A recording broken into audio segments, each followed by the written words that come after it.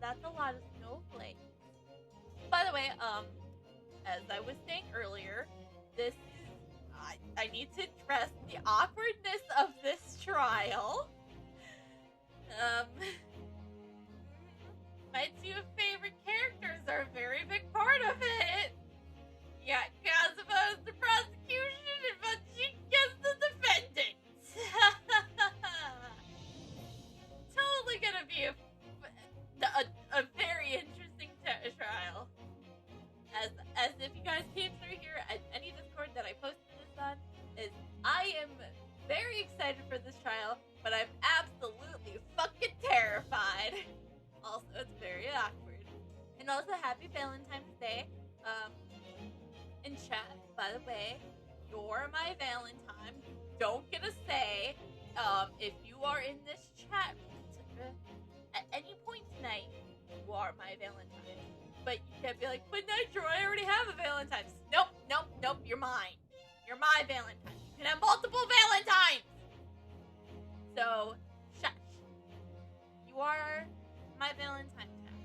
You have no say in that. So, but while we get to it, let's get on with our awkward trial! Woo!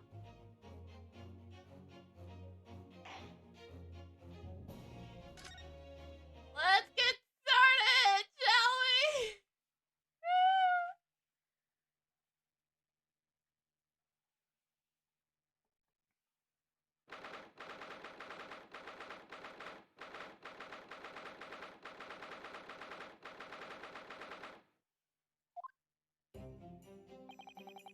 Here's the old familiar feeling again. The crushing pressure of this historic courthouse. Except, actually, no. It's a little different today. There's an even more menacing tension in the air. Oh, you know the reason I'm feeling fucking terrified! There's a menacing tension in the air here today, isn't there? I suppose. Yes, I think so. Yeah, 'cause he's normally here. It can only be the result of the menacing appearance of the defendant. A little more courtesy, if you please. Look, hey, you are infamous between the two of us as the Reaper of the Bailey. Actually, as the entire country as the Reaper of the Bailey. It's not, I'm not used to you being here. Oh my, I do apologize. However, you're certainly not mistaken that this trial is far from ordinary. Far from ordinary is my middle name. I have 3 middle names, if you can't tell. It's far from ordinary. You have to say it in that order or else it doesn't make any sense. You have to say my middle names in that order or else it doesn't make any sense. What do you mean? Renosuke, I think you know exactly what he means. I'm not privy to the details, however. I understand that no jury has been selected. No jury? That means no summontation examinations? Damn it! That was our one excuse for getting a step ahead of Kazuma! Fuck! He's never seen us do one! Okay, he's seen us do like one. Damn it. A trial without a jury? Well, that's just like it is in Japan. The trial of the professor 10 years ago. Trials in Japan. Well, it does make sense if that's the case, because both the prosecution and the defense are Japanese. A closed court, but open to the public. Good morning, my dear fellows. Oh! Shones! Your hair isn't blue anymore! I was just talking about... I think I was... My mic was muted when I was saying something about your blue hair. Mr. Shones! Your hair isn't blue anymore. Have you made note of my hair, Mr. Naruto? An outright victory for science, you must agree.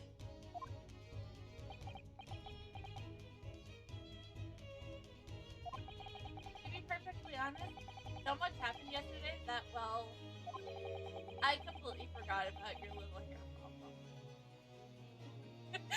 I didn't renunciate. I for sure didn't forget his hair was blue. But to one man's little hair problem, it's to another day of drinking dubious potions after a dubious beverage. You must have no idea how much my stomach ails me this morning! Oh dear, how awful for you. Shoms? Shoms. It's like this every time.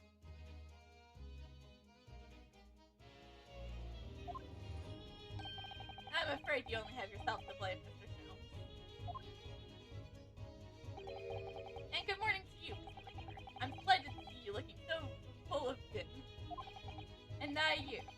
I see London's celebrated great detective as active as ever. Oh, you're exaggerating, my dear fellow. Compared to my own parley engagements with a few trivial cases, the Reaper's overbearing presence is far greater than the backroots of the crime in our capital.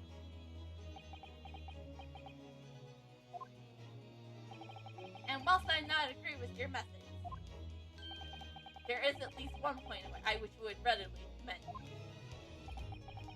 When an honor, and that would be your eye for a good lawyer, sir.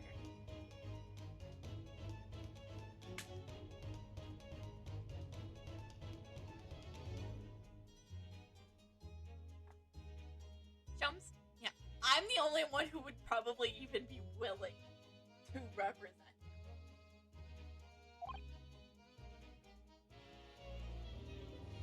He said this at first. I will take literally anyone but you. Mr. Shomes? We are getting praise from the great detective?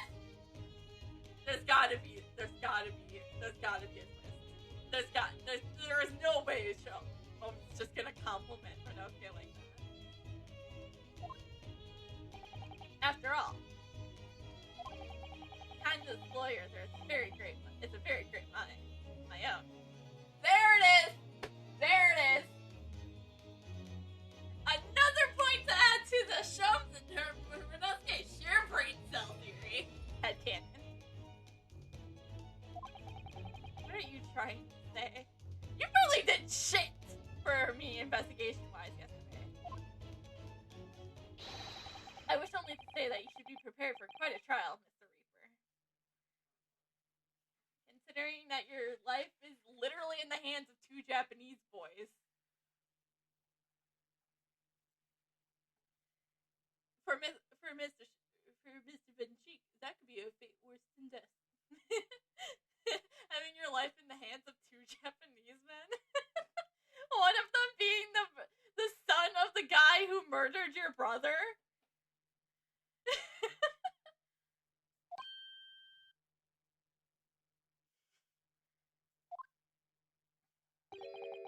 Sorry to barge in. Professor Makaba. Gina.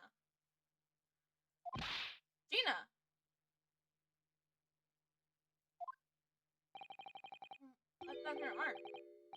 The morning burns, I suppose. Father, shouldn't you be at the symptom? It's been postponed, so I have some free time. I decided to come along with the police inspector to see our country's up-and-coming students in action. Which one? Because both of us are gonna be there.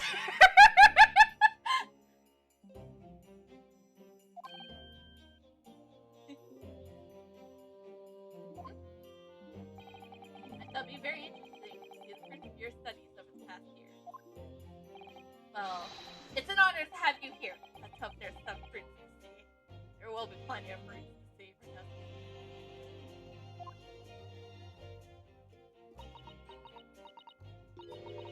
So. Look! I'm the only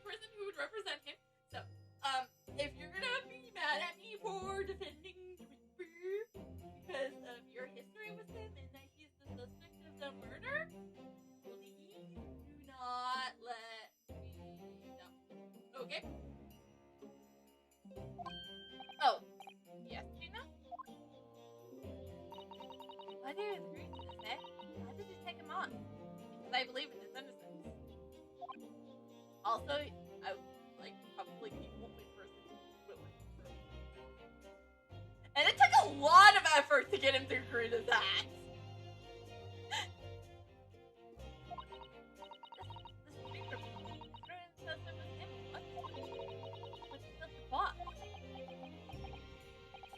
I'm sorry, Gina. But I just don't believe that. Well, what if it was him? Who was it? I don't know that. Yet. I don't care who calls him what. Reaper's just a name. He's a person at the end of the day. And if it turns out it was him who killed the boss, God help him. He's right there, Gina. Fiery eyes indeed. Yes, the culprit deserves every ounce of your loathing. Yeah? At least, that may be some solace.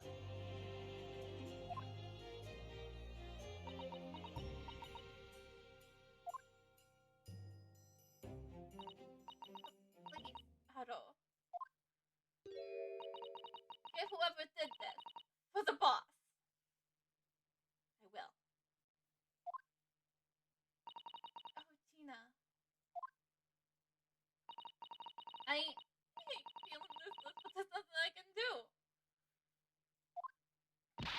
You gotta find who did this and make him rich to pay. Counsel for the defense and the defendant.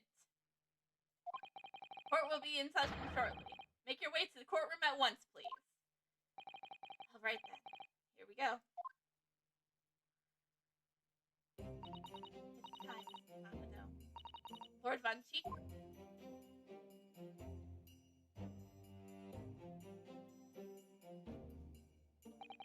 One who lost his treasured mother to a mass murderer. One who lost his treasured father in a foreign court of law.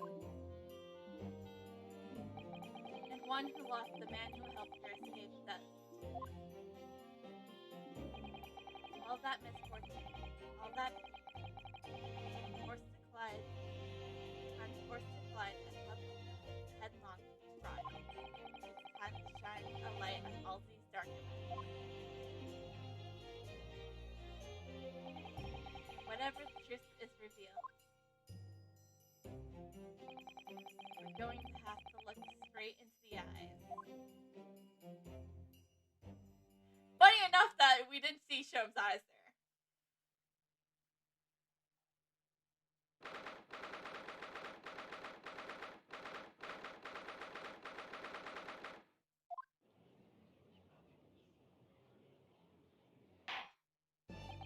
In the name of Her Majesty the Queen, I hereby declare this court to be in session.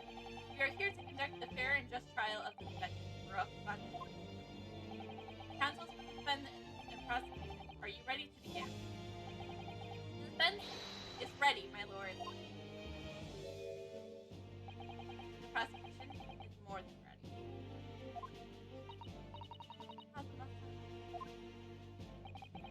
Many wishes to see you working for so long. But I never pictured it happening like this. Never thought I'd be facing you behind the prosecution.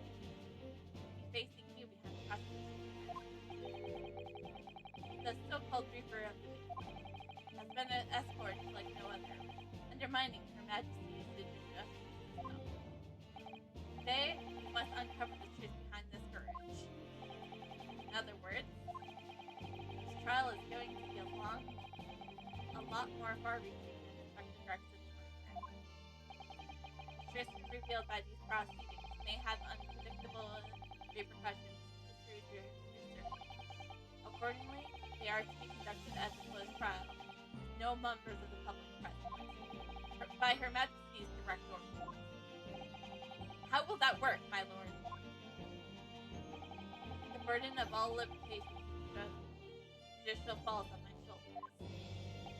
Therefore, as you will see, the jurors' bench shall remain vacant today. No members of the public are present. Might I ask who is currently occupying the gallery, my lord? They are members of the jury here to attend the proceedings and ensure a workable trial. Members of the jury. Oh my. Very unusual trial already. There's of course, unforeseen aspect of these proceedings which I must elaborate.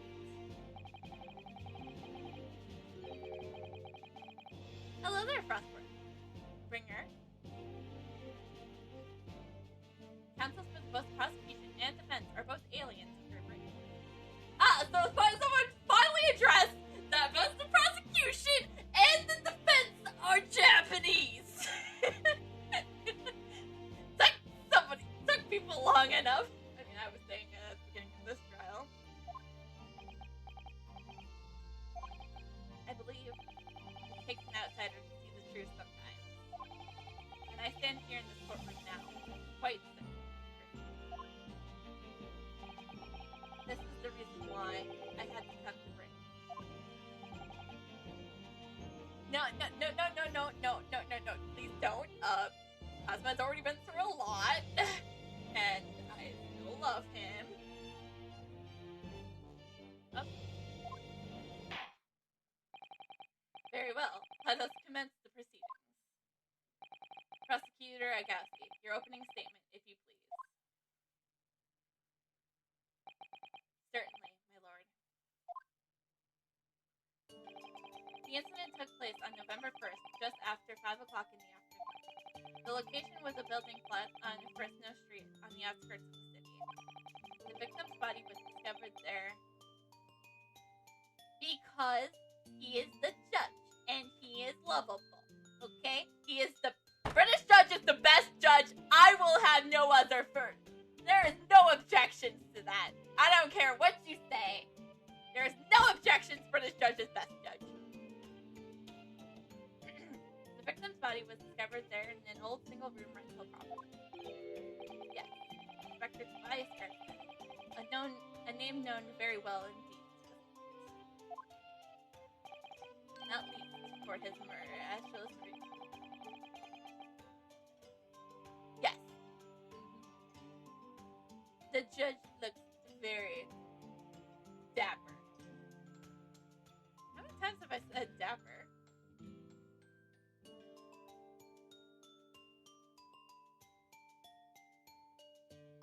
Tobias Gregson, detective who's been helping us along this game this entire time. I mean, he is a detective, but you know, there's also Shums. But I don't know. Shums might jump up and do something stupid, as he always does.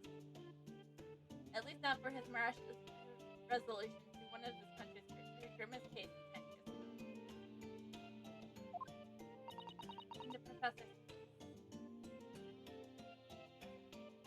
Yes.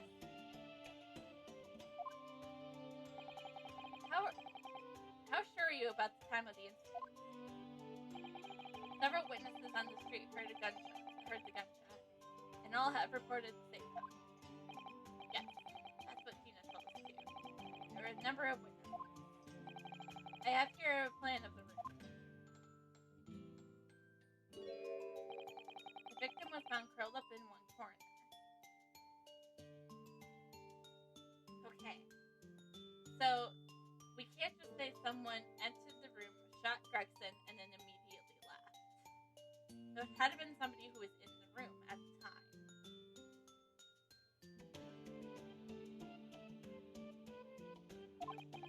It's believed that he was shot from the front at point blank range and died instantly. How has this range been determined? There were scorch marks around the entry. Such marks are caused by gunpowder used to fire the bullet. The powder hot enough to leave scorch marks is only ejected by a few inches beyond the end of the barrel. In other words, it only happens when the target is at point blank range. I see, yes. Thank you for the detailed explanation, Captain. Awesome. The murder weapon was found lying beside the victim. Have you managed to assert the owner of the firearm? No, my lord. No, conclusively. Bravo, Cosmophone. We're not trying to use the gun as evidence when its purveyance can't be proven. Hey, thank you for the follower, Big Spender. And that means we got 200 followers. Whoop, whoop. So, that means at some point I'm going to have plan a 200 followers special stream. That will become soon. Details will be on Twitter and in Discord.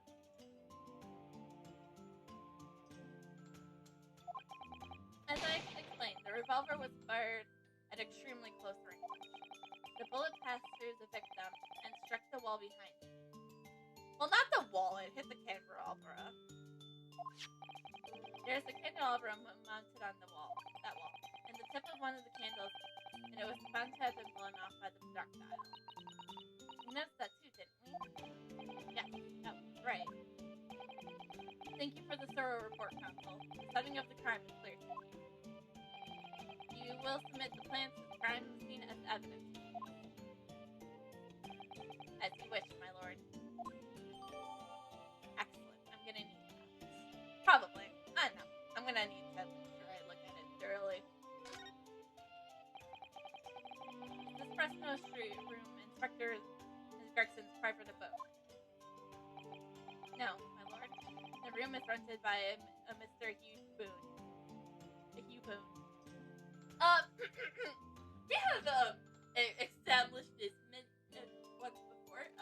You were kind of having amnesia at the time, but people do lie about their names, so it could still be. It still could have been Gregson, going under an alias, so that nobody would know that he rented a room. There's a precious little furniture inside, and it's generally in a poor state of repair. What on earth is Gregson even doing there? Presumably he's investigating this case, or... When the police was informed of the gunshot, the witnesses rushed to the scene. They found only the deceased prosecutor, inspector, and the accused standing alongside him, holding a revolver. Oh, thank you so much for the 39 bits.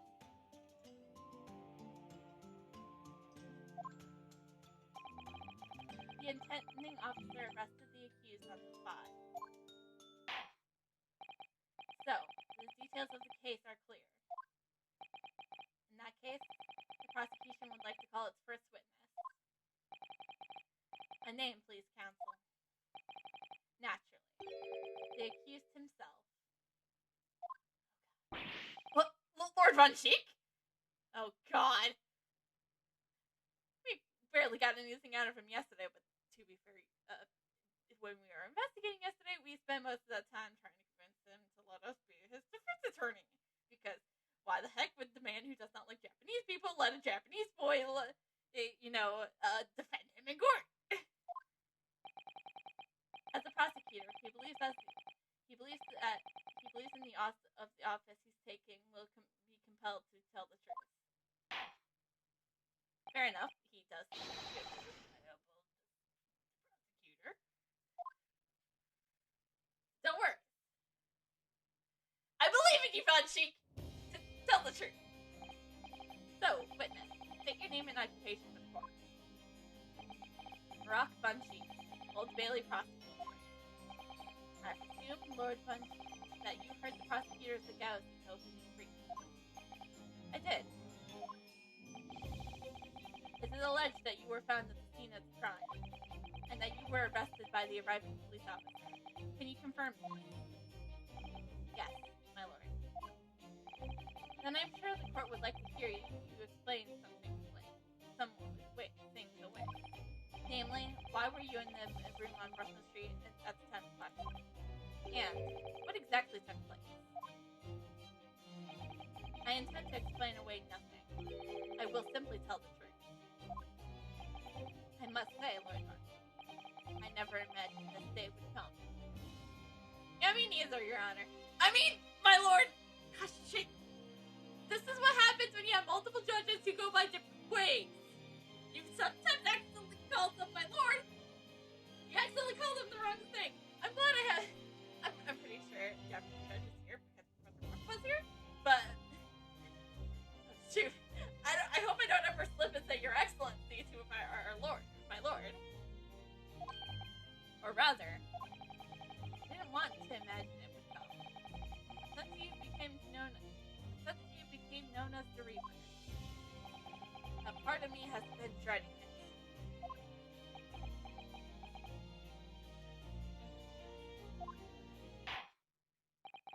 Your formal testimony, then, witness.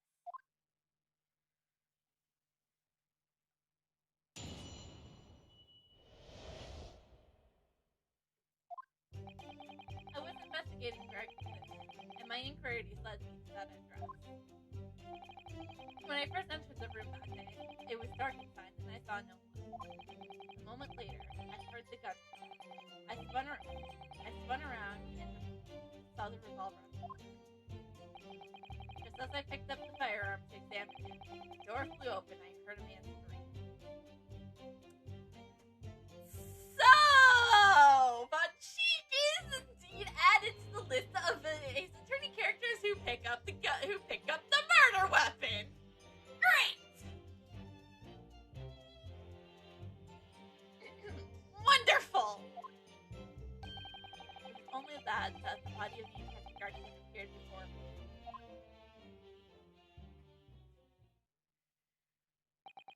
Now, testimony. Was the whole truth? It was. So, you've heard the shot being fired in a room with no living occupant. Moments later, the corpse somehow appeared before your eyes. Is that it? You're right. You haven't explained away anything. In fact, it'd very qualify as an excuse.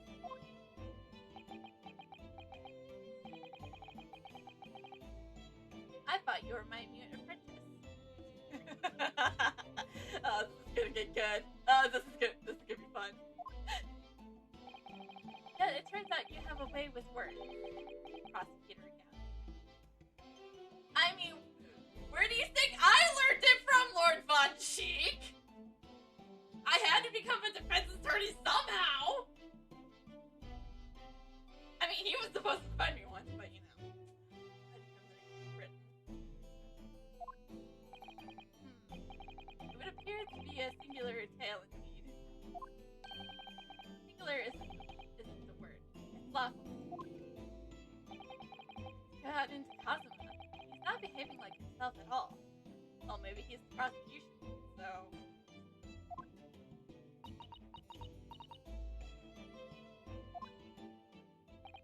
Very well, then. Counsel, you may begin your cross-examination. Yes, my lord.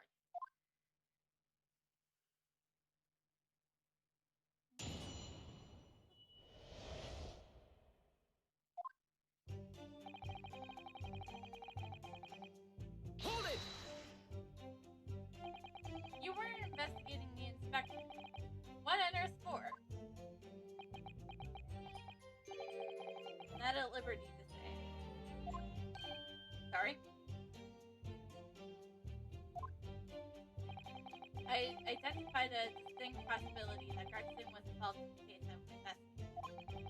Regrettably, though, he was killed before I could assure the proof I needed. It's the court to understand that on the day in the question, you followed the victim to the scene. No, I was moved. Could be to his movement. How? I stole into his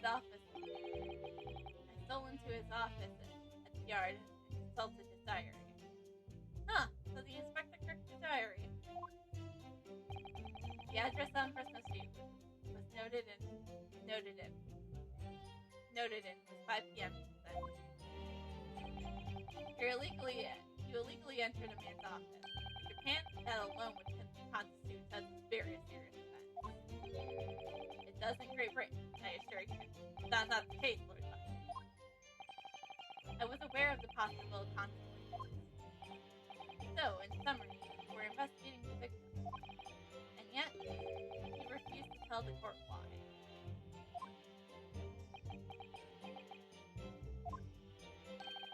I didn't realize British prosecutors enjoy such freedom to choose what to go under oath. Ugh! Why do I ever think I could defend this man? Renosuke, let's face it, you're the only one who offered. Probably. When I first entered the room that day, it was dark inside, and I saw no one. Hold it! Have you ever been to the address before? No, never. I only learned it from the place as a result of my investigations into Gartson's activities. There was no light inside when I entered, so it was all but impossible to make anything out. But at 5 p.m., the sun would only have just gone down. It would still have been reasonably light outside. The room has a window, but it was boarded shut. Very little light was found its way into the room from the outside. It was extremely muggy on the inside. I wouldn't have noticed the victim already lying on the floor. There's no artificial light in the room. Are you quite sure? I'm quite sure that the part of the room where the body was found was very dark.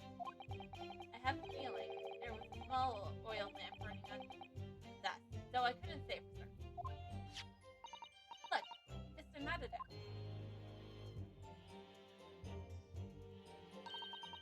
It's a small desk in the room just here. Yes, I remember, and there was an oil lamp on it, as well as a framed photograph. When I entered the room, I closed the door behind me and started walking to the desk to investigate. And what did you find? Nothing. Never actually reached the desk.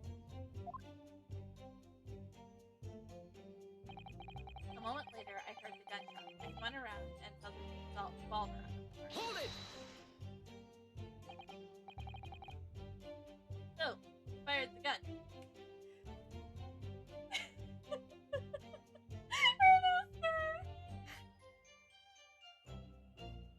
Renosuke, don't you think he would have already said something if he knew? Damn it, Renosuke. I have no idea. I didn't see anybody else in the room. But you say it was very dark in here. Yes, that's right. Although I can tell you this, I didn't sense another's presence. Aha! Then it could be that the gunshot was actually originated from somewhere outside the room. No, that's out of the question. Oh. Without doubt, the sound emanated from inside the room. I could smell the gunpowder. Ugh! This is going from bad to worse! Yeah, what did I think would be a good idea to defend a fucking prosecutor? Oh, right, because I'm the protagonist of an Ace Attorney game.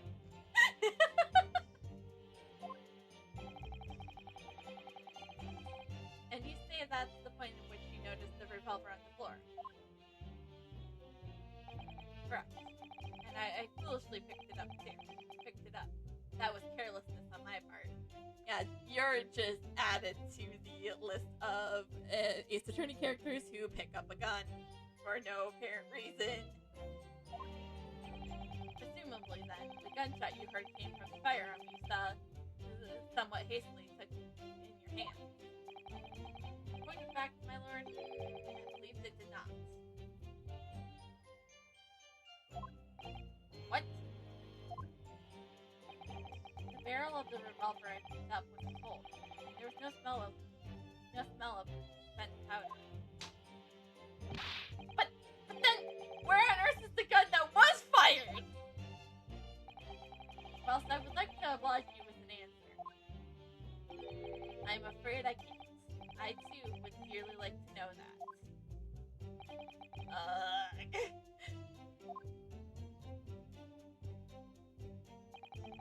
Just as I picked up the firearm to examine it, the door flew open and I heard a man scream.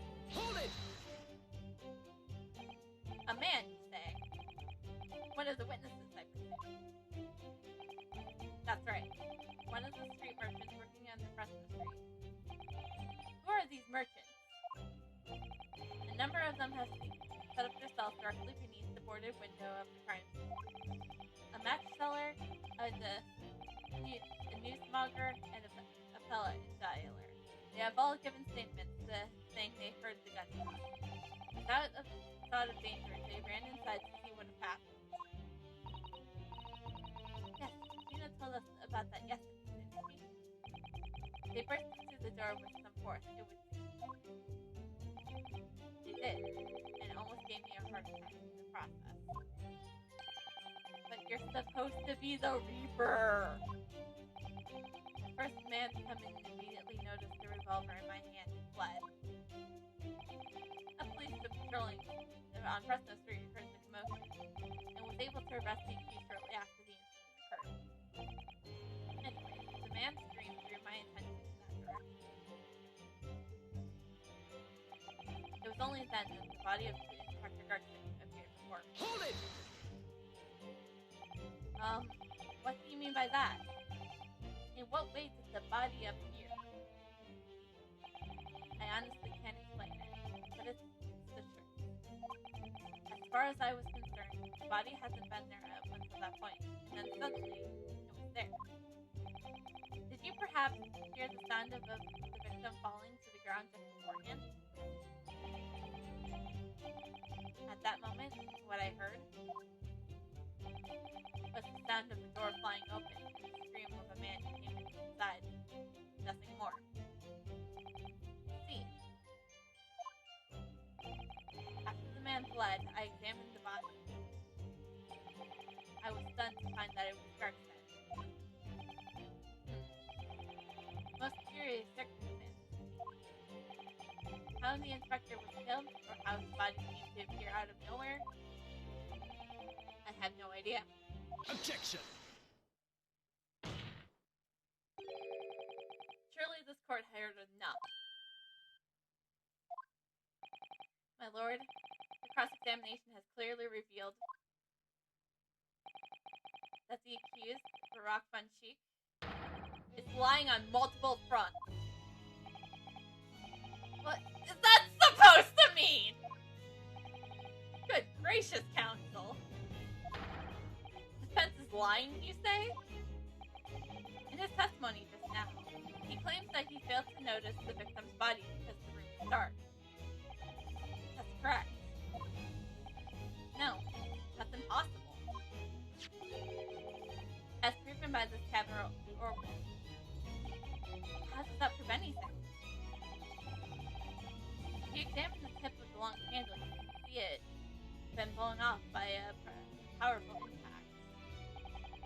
One would assume that the projectile from the firearm passed through the victim and struck in the candle. The problem comes when you consider the other two candles, which are clearly of a different length. Yes, I can see that only the candle appears to have been struck by the bullet is long. You could reasonably expect someone to have all three candles together, which begs the question of why was only one ended up longer than the other. That must be because the particular candle was extinguished when the others were still burning. Ah! Fuck, Renosuke, you should have shut up. Actually, Cosmo would probably talk here. That's right. When the candle was hit by the bullet, it obviously went out. But the other two would still have been burning. So the fact is, the victim's body would have been illuminated by the light still thrown by the candelabra. And the accused claim that he couldn't see the body clearly contradicts those facts. And now to the next block. There's more? The accused also claims that never to have visited the scene of the crime before. That's the truth. In that almost empty room, police discovered something very unusual. A board covered up from bottom to top with this document and newspaper clippings. Yes, that's right. We saw it too. It goes without saying that the contents of the police documents can't be divulged. However, they are included in number reports from various historical cases, the oldest of which was from 10 years ago. 10 years ago. It's starting to sound familiar. And there was a common thread linking all the documents on that board. Indeed, what is this common thread, Counsel? They are all related to cases prosecuted in court by the Rock Fund chief. All of them? And furthermore, all those cases are ones where the defendant was acquitted. All 19 of them? Good lord! Interestingly, none of those defendants are alive today. Oh, so it's only the 16 who died. Okay. Because all of them had been sent to their graves by the Reaper. Ah! Oh no! In short, that dingy little room is the Reaper's secret hideout and his base of operations. The Reaper's hideout? And yet the Reaper would claim to never have been to his own secret hideout? No one would believe that. No, the truth is, we have been looking at it this backwards. Backwards? Explain, Counsel. Inspector Gregson was investigating the identity of the Reaper. When he discovered the location of the man's secret hideout, he was killed. As I'm sure everyone can imagine, by the Reaper's hand. What? Objection! Order! Very well. I hereby state the current opinion of the court. Rock Von Cheek is an outstanding prosecutor who has rendered great service to his country. However, it was with deep regret that I must concur prosecution's Agassi's contention that the defendant's testimony exhibits a number of stark inconsistencies with known facts. All I have done is state the truth as I know it. This must have done a brilliant job as ever. Strong on his experience as a defense attorney to build his prosecution case. It's formidable. Counsel. We'll submit that board you just showed as evidence. I believe it to be fundamental in establishing the facts surrounding the Reaper's existence. Thank you, my lord.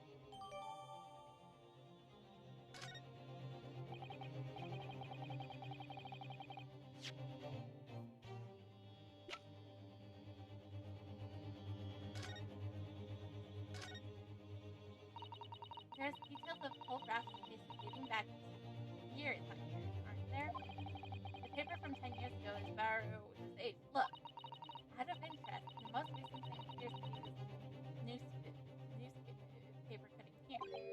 Oh, it's the same red-headed league advertisement that Mrs. Jones had picked out. And do you remember, there was a red-hair piece at the scene too.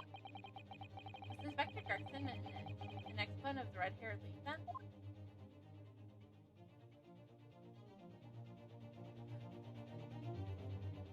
Oh, whoa, what's this?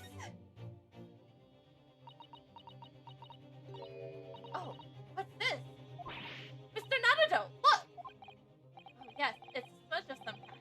In fact, it looks just like a handprint. And the color, that's blood, isn't it? Oh dear, how disturbing. Sorry, I don't have an answer for that.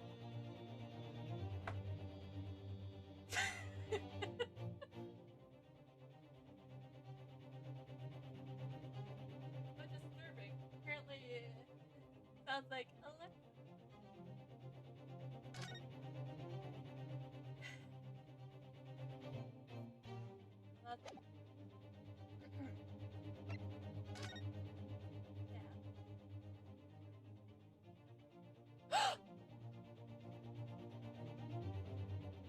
There was a third person in the room.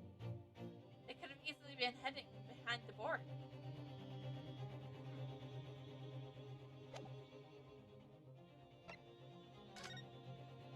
Right? Sorry.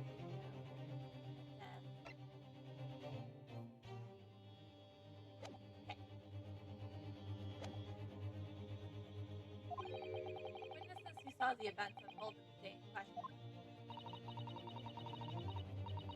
They were mentioned in the previous testimony too, if you remember. Yes, the street sellers who heard the gunshot and went running into the room. Very well. Lead the witnesses in. The defendant may step down from the witness stand. Certainly, my lord.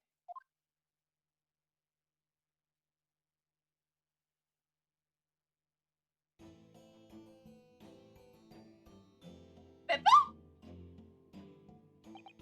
So, witnesses, take your names and occupations to the court. Names? We don't use names. Who fancy for the likes of us? We're just free and easy. Sell what we like and live where we want to live. Names and occupations.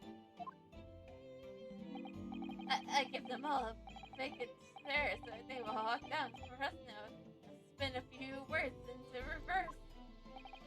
Ah.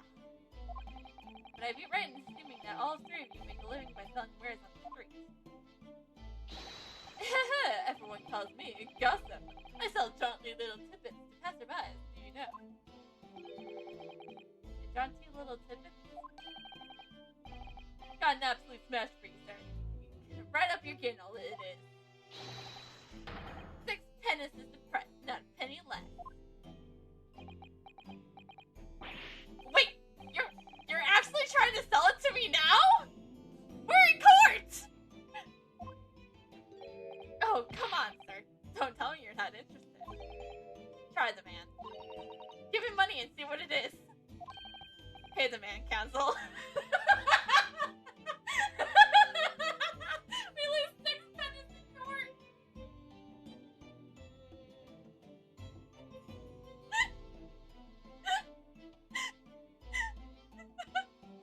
I don't even have that kind of money. Alright. 6 pennies it is? You won't regret it, sir. Now, get your listening ears on. Just between us, a young couple on the street has had twins. And that was worth 6 pennies.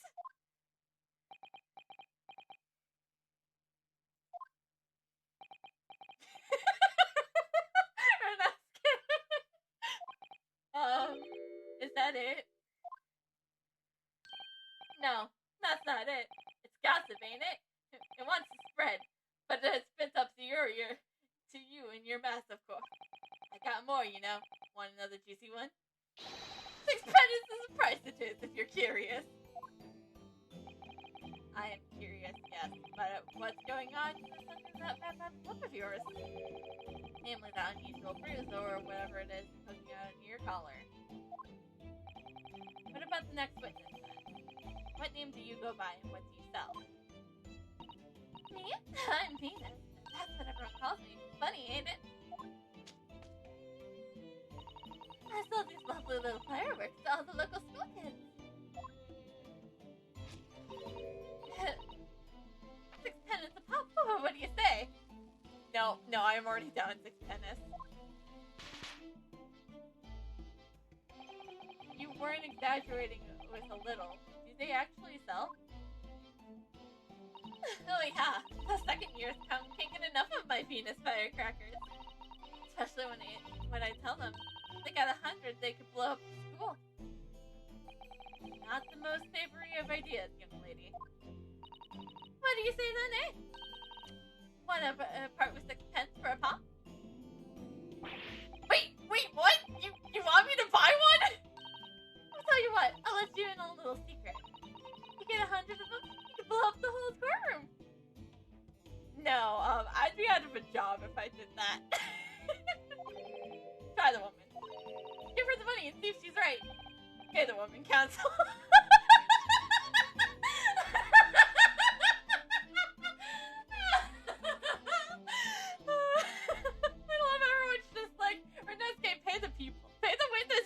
okay? Alright, I'll buy one. Lovely stuff, right then? This one's a little bit extra, just for you. The Venus special. Only 600 pence. 600?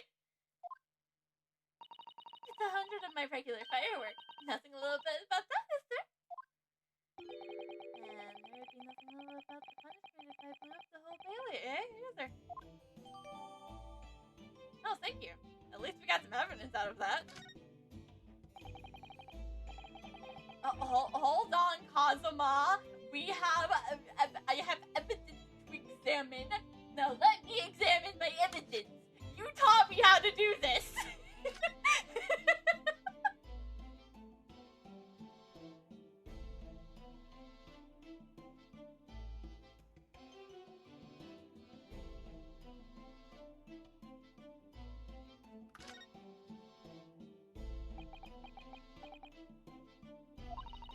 Do you have any idea, Mr. Naruto?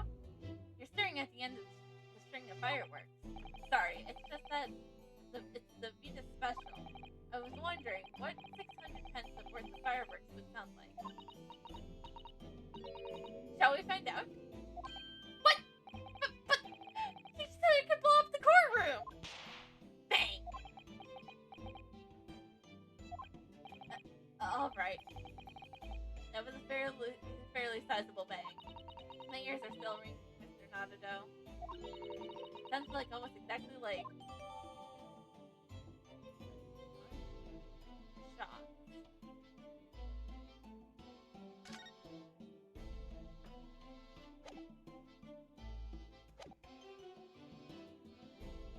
And the last witness. What name do you go by? What do you tell?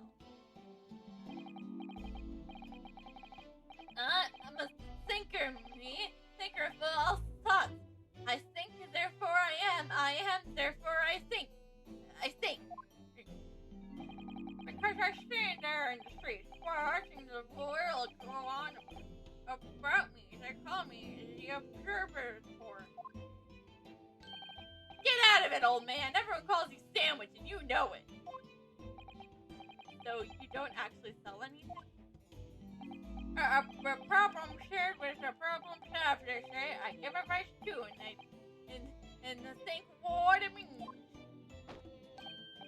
I don't actually sell anything, no. But come to think of it. Pity. No more purchases today! Please!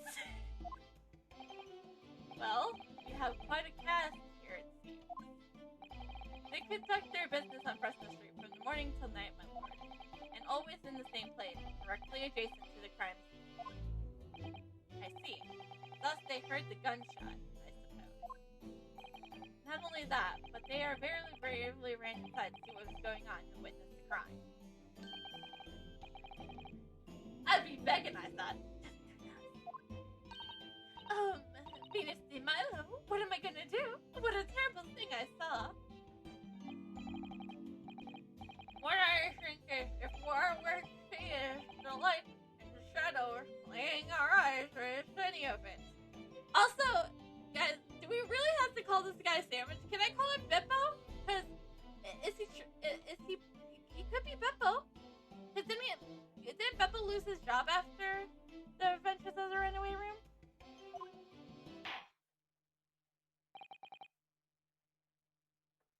Very well. The court will hear from a formal testimony of these three witnesses now. You will describe in detail what you witnessed and heard at the time of the incident.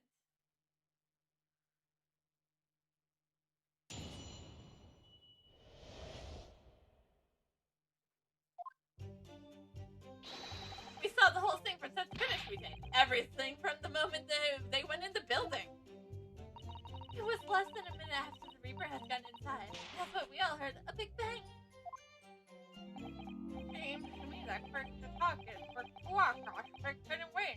Go see what happened. I ran into the room where the Reaper, gun in hand, standing there with the dead body.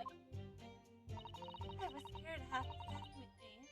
So I ran off and found the copper. You just had to look inside the room.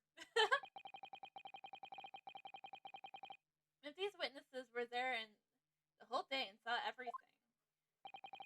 Who did they see going into the building? Only the victim, Inspector Gregson, and the accused, Baruch von Sheep. I've seen pictures of that Reaper in the papers. I know what he looks like.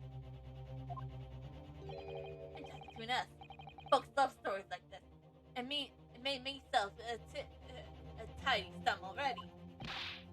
But wait, the room was just one of several flats in the building. Someone in another flat could have done it. All those flats on Preston Street are unoccupied. Of course they are. They're small, damp, dirty, and expensive to boot.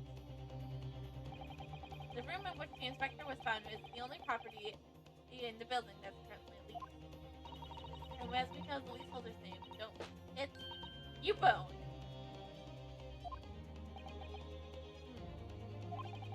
Testimony of the court just heard would appear to leave little room to doubt. It is becoming increasingly difficult to see how anyone other than the defendant could possibly commit the crime. No. Let me cross-examine!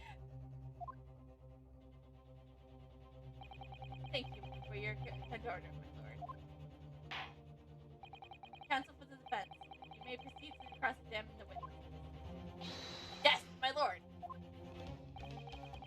Most court like this, without a jury, if the judge is the only person who matters, I have to break down this testimony.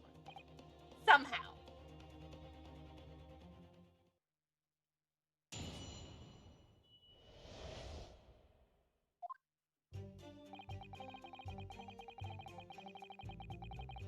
Hold it! When you say they, who do you mean exactly? Inspector Gregson and the defendant, Lord Von Sheep? I suppose so. The likes of us don't know the names of the high and mighty. You've already referred to him as the Reaper. But I tell you one thing. It was that old Reaper that went in last. That's for certain. For sure and for certain. Just behind Inspector Gregson. Did they arrive at the same time as each other?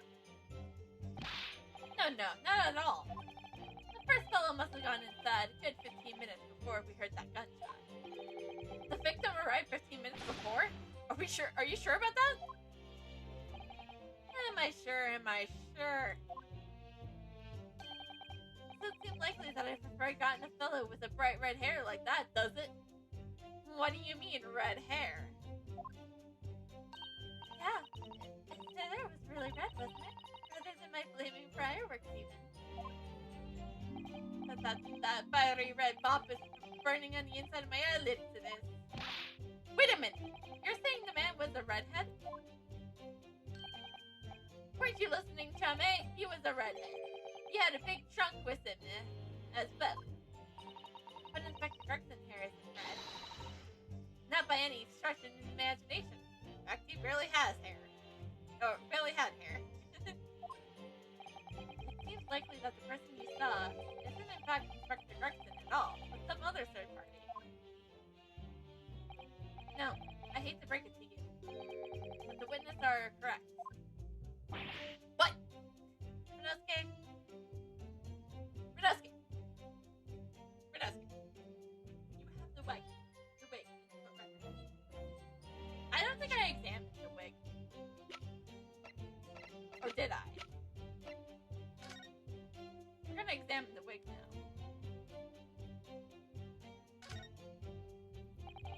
I always wondered, what's underneath the hairpiece looks like? That doesn't surprise me at all, Mr. Navado. You always want to see what lies underneath, don't you? I'm not sure that's quite how it's put. You must have lots of birds. You must have used lots of bird slime to keep that in place in your head. So it doesn't get blown up by, I guess, the wind. That might be a little inconvenient when you want to take it off again, don't you think?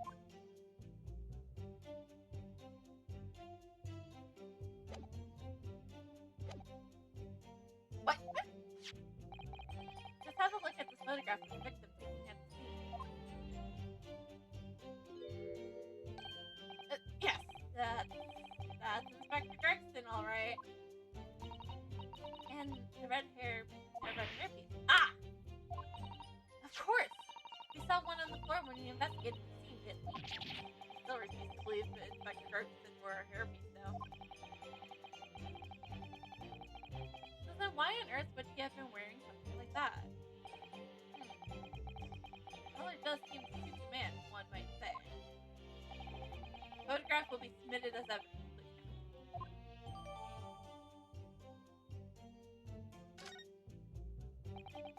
And what became of the trunk that the red-headed victim supposedly was carrying? I was informed that no trunk was found at the scene. So it just disappeared. What do you expect us to have you watching the building every second, do you? We definitely saw him in the dock going in. There's no question about that.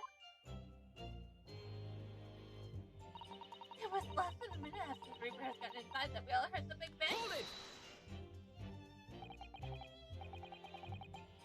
Which by presumably you mean the gunshot. I sell these little things, don't I? How would I know what a gunshot sounds like? I always thought it'd be probably sounds a bit like this, doesn't it? And you say that you heard the noise almost as soon as we saw the defendant enter the building. That's right. I was almost straight away. Bang! It went just like that. Well, he's the Reaper, ain't he? It's what the French call a papoon. I'm totally not Googling what more French means. Nope, not in the slightest. Even though, can I really expect this is French? To be actual?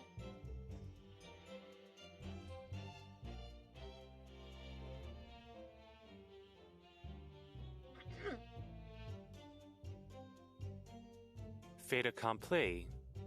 Fait accompli. A thing that has already happened or has been decided before those affected hear about it, leaving no option but to accept it. Learn something new every day. When the Reaper is around, people are going around to the ground. I mean, that's what he does, isn't he?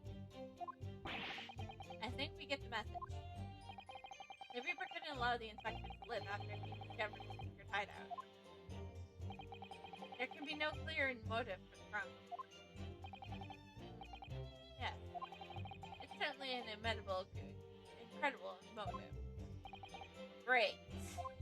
And at that point, you ran inside. Is that correct? Seems to be the... Hold it! So, when Gossip ran in to see what happened, did you go too? Well, me, I'm a very hampered, you see. All of the signs that I can't move very well. You were way behind, presumably, with that sandwich board around your neck and that big sign around in your hand. What a great burden you bear. Pardon me for asking, Mr. Sandwich, but... Mr. Sandwich. Is it possible that you and I have met before?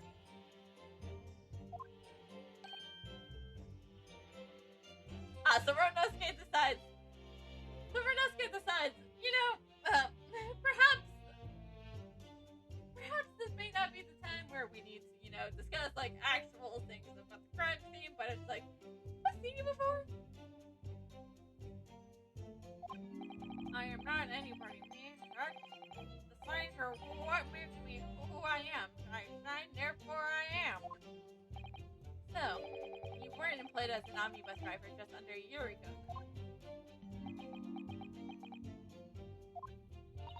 I might be mistaken, but I believe his trembling has intensified since a month ago. Yes, I agree. It's clearly been through a lot. Turn down King Henry, the Black Widow terms is just there. Oh dear, you've made him hide behind the sign. Life is full of surprises. I ran into the room and there was the Reaper gun in hand. Dead body. Hold it! So you were the first person to arrive on the scene. Is that right? That's what it was. Kicked the door open like a professional. I did. Yelled out, "What's going on, E? Going off, E?" Lord Valentine claimed all he heard was a man's scream, though. And when it was dark inside the room. No, not dark at all. There was flame candles burning out the wall. Really?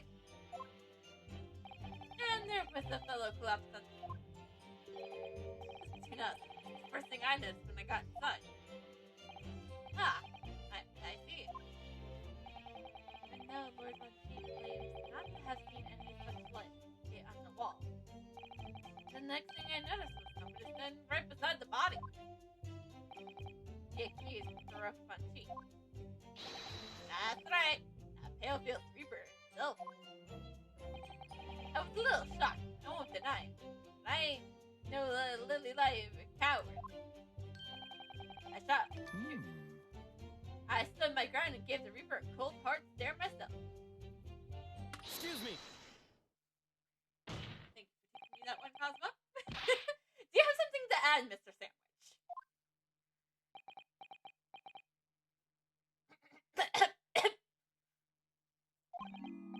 There is really nothing to me. Empty in the head I am. Just two slices with no middle. So I don't know what you could want with me. I think that maybe you just remembered something. Having heard Mr. Gossip's last statement, what I think is wrong, nothing really. I'm trying to do or show supper stuff, but at the end of the day, we're just little street sellers. And that's not about you, Sandwich. Keep your mouth shut.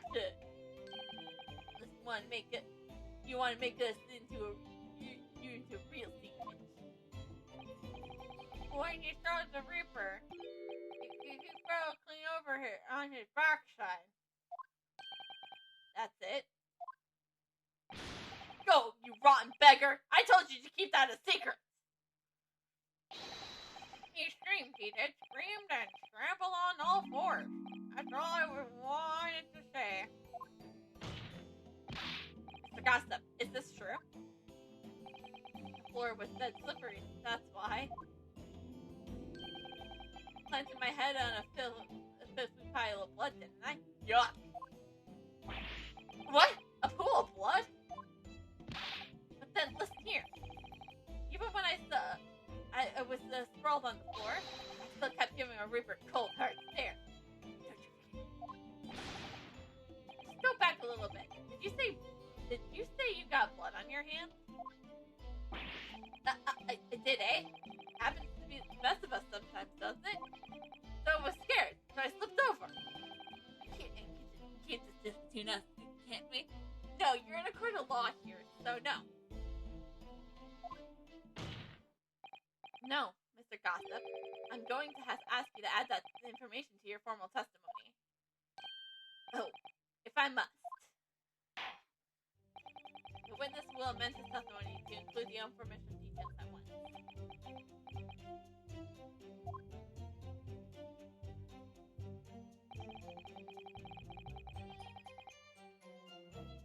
So...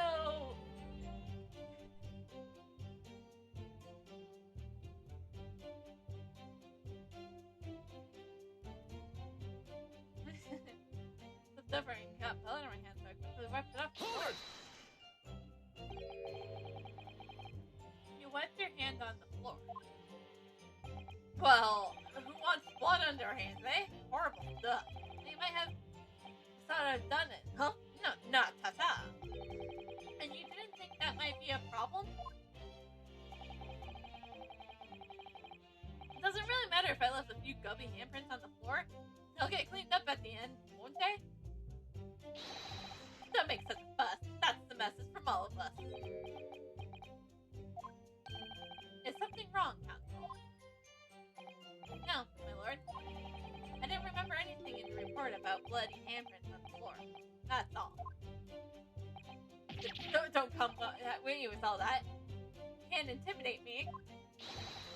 I know what I did. I wiped it off on the floor. The blood. Gossip. The man's got two swords. And I see what you do with one of them. I wonder, would that be what happened? Mr. Naruto? I don't have any of the answers yet. We do, Murdosuke! I just wanted to press because I like pressing things! I think we may have just uncovered a vital clue.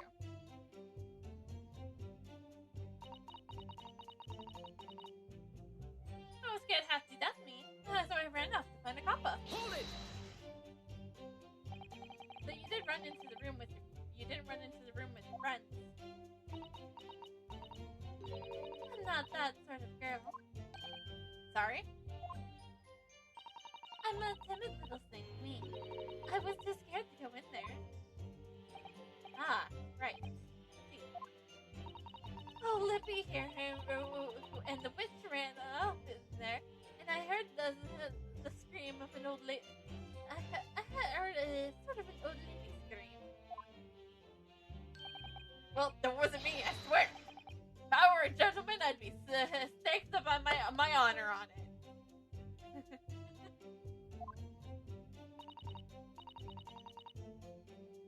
I wondered what on earth was going on.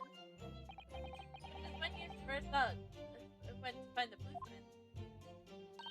And I ran into the copper as soon as I turned the corner. I brought him straight back to the place. Didn't I do well, eh? Just between us, that copper's eyes nearly popped out of his head when he saw the Reaper. I never felt more uncomfortable in all my life. And the defendant was arrested on the spot, I believe. Considering the catalog of killing of the Reapers had carried out, it was a particular imprecious. Stop using big words I don't understand. I can't find any holes in this testimony. I'm afraid the judge will give a ruling of guilty. I don't know. The truth is, though, their combined testimony is fairly damning. Unfortunately, there don't seem to be any obvious problems with the statements, do there? Still, Bloodhound Shaker is really innocent, and I'm almost certain that we'll find something in there that doesn't quite add up. You don't think that one of these three is the culprit, do you? I don't know, but what I do know is that there's more to this case that has yet to be brought to light.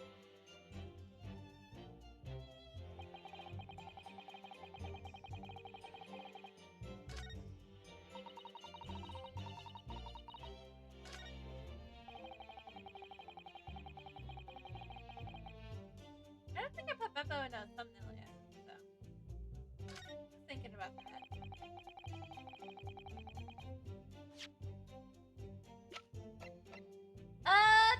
Objection!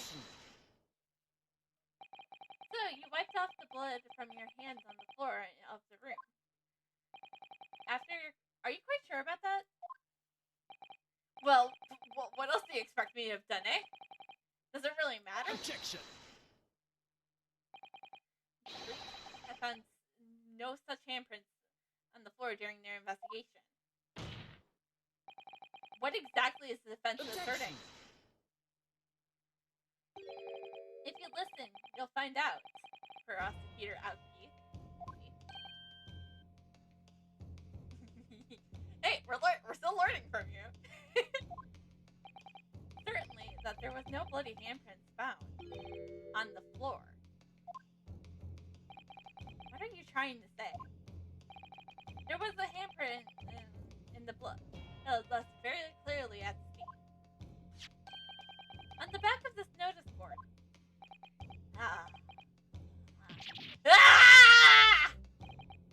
Yes, indeed. And a disability handprint in the same color of blood. Hey! You're dead right! That's my right hand! I know it anywhere! You just damned yourself. You just admitted to lying! Objection! The witness very definitely testified that he wiped his hands on the floor. And any handprint on the back of the board are irrelevant. Objection! Not if the board itself had fallen over onto the floor. If that's the case, it's quite possible that the witness handprint has to end up there. Let's look at the floor plan of the room. The notice board was in the opposite corner of the room and the victim in an upright position. Even if that's been somehow toppled and was laying on the floor at the time, it would have been considerably distant from the body. I fell over when I came across the body, so I was basically right next to the corpse. That's room. In other words, the defense's assertion is contradictory. Yes, it is. There's a definite contradiction, for which there must be a reason. I take it that you have formulated a proper hypothesis for counsel. You know I have, your excellent, my lord. Shit. Regarding this apparent distance between the witness's account and the handprint found at the scene. I have, my lord. The distance between the witness's account and the location of the handprint can be explained by this.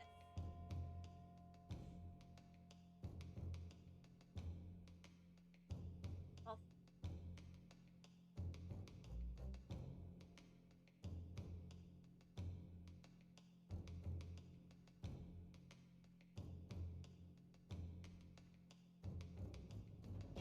I'm trying to think.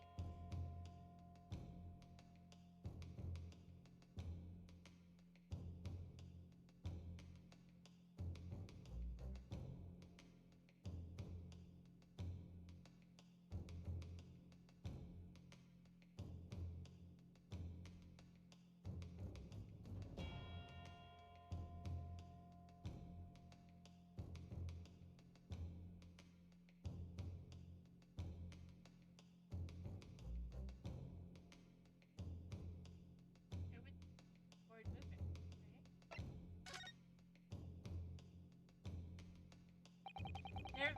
The real contradiction here is the handprint itself, not where it was found. As the court can see, it's upside down. Good gracious, so it is. The witness has put his hand against the board. The fingers would be pointing upwards. What? What does that tell us? It tells us one simple fact.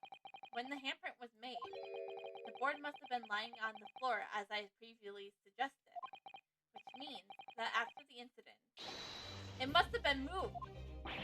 What? Objection! You're claiming that somebody moved the notice board after the shooting? Then tell the court who? I don't know that yet, but the point is, when you consider all the testimony we heard so far, we can now be very clear on one point. And what would that be? The position of the notice board at the time of the incident, my lord. So, counsel, I must ask you to clarify your assertion in court.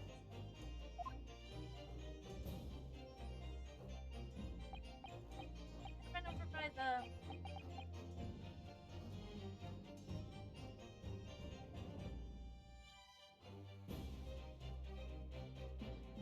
It had to be like right around here.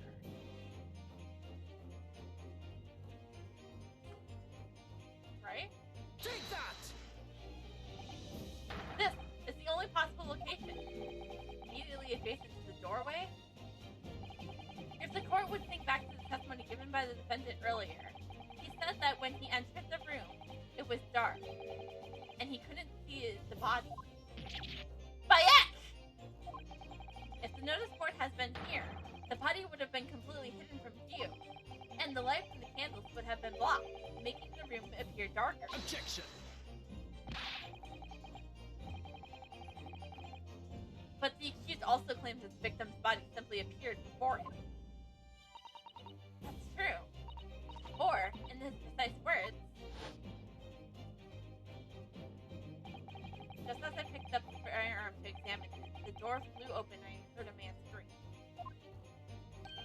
It was only then that the body of the Inspector Gregson appeared before me. I don't know about calling it a scream, or what is he talking about? About me making no mistake. Because it was me that kicked the door open.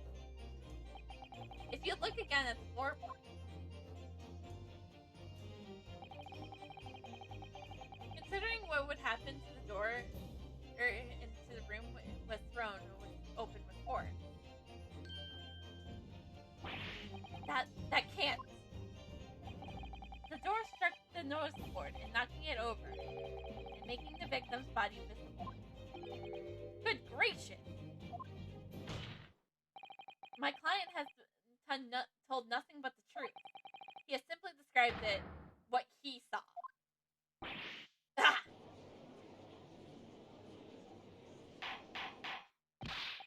Order! Counsel, how has this not come to light before until now? After the incident, somebody must have righted the board and moved it into the position where the police, myself, and my colleagues saw it when investigating the room.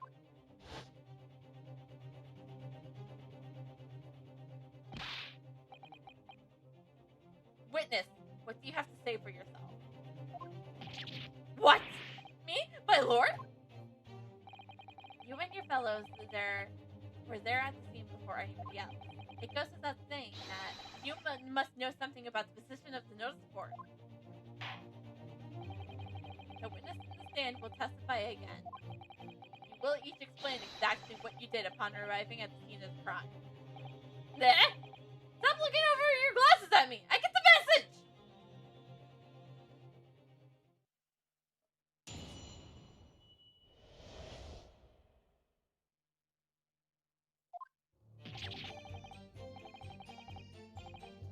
I don't know anything about their notice board. I just wiped my hand on it, that's all. Well, don't look at me. I haven't got a clue about it. I wasn't doing business. I was doing business for some second years at the time. I don't know anything about anything. I'm just a champagne by me. This is the sign at the crossroads of life. It was the Reaper, I bet. He's got that face that screams fraud. I can't see how this changes anything anyway. The detective was still dead before I know we heard the gunshot.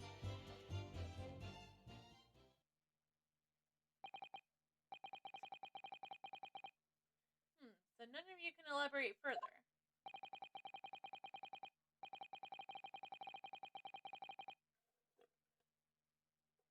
Shaken by the crime they witnessed, and with only the light of a few candles and an oil lamp by which to see, we can't expect these witnesses to be able to give more precise account of what happened. That's right, yeah. Don't pay to expect too much. It emerged, endless quest for knowledge, destroying the world. That's what I think. Do you? Really?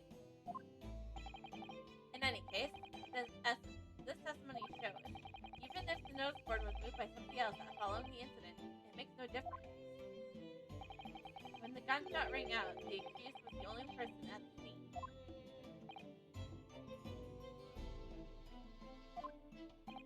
In short, the only person who could possibly have committed this crime is Barack von Sheep. None of this wrangling over the board changes that simple fact. Quite so. The suspense still wished to cross-examine the defendants despite the circumstances. Most certainly, my lord. Very well. Then you may proceed, counsel.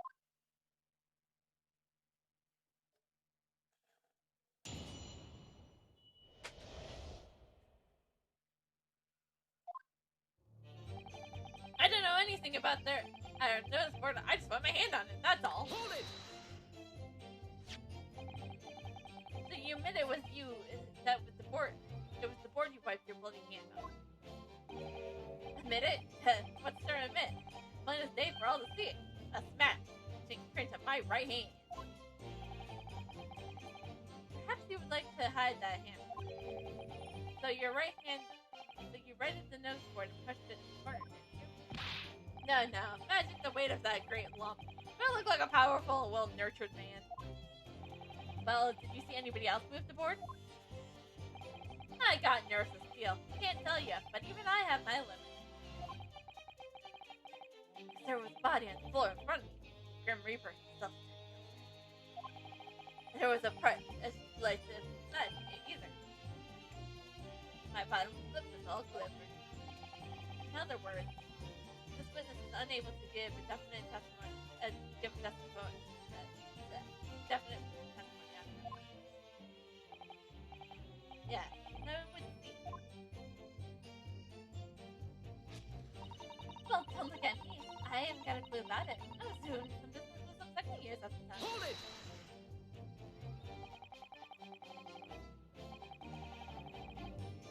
When you say you were doing business with them, do you mean you were selling them fireworks?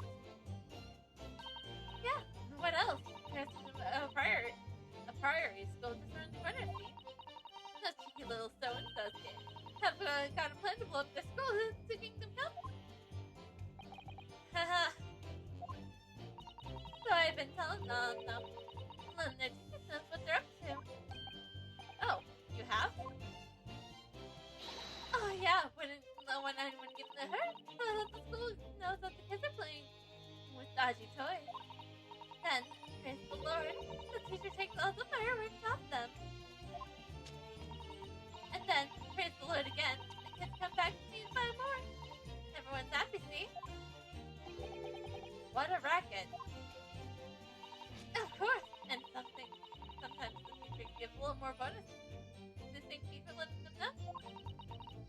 It's a busy life selling explosives. Venus is a guy full of God.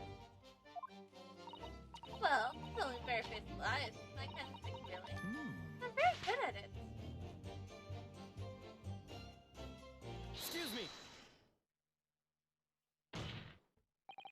Something wrong, Mr. Sandwich. If I said a word, I just leave it at that. Would that be the end of it? No. Did Miss Venus' statement just now bring something to mind, perhaps?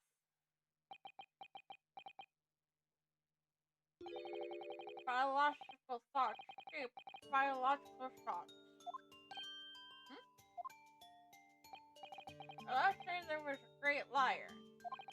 And the great liar said, without battling an eye, telling a barefaced lie is my kind of thing.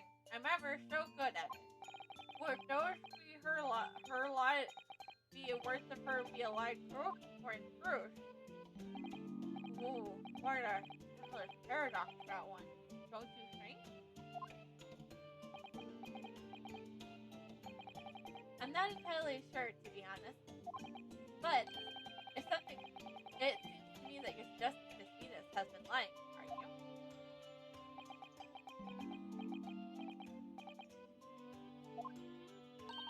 What are you on about, old man? Trying to cause trouble, are you? Keep on like that? And I'll wrap your whole body in firecrackers and set them off. I'll give you something to tremble about. You have a strangely disturbing mind behind that sweet, innocent face, young lady. So, Miss Venus has lied in her testimony. Is that what you're saying, Mr. Sandwich?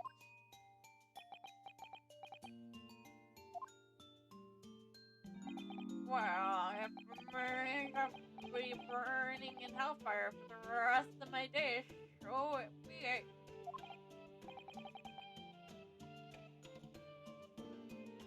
Yes, that's what I'm saying.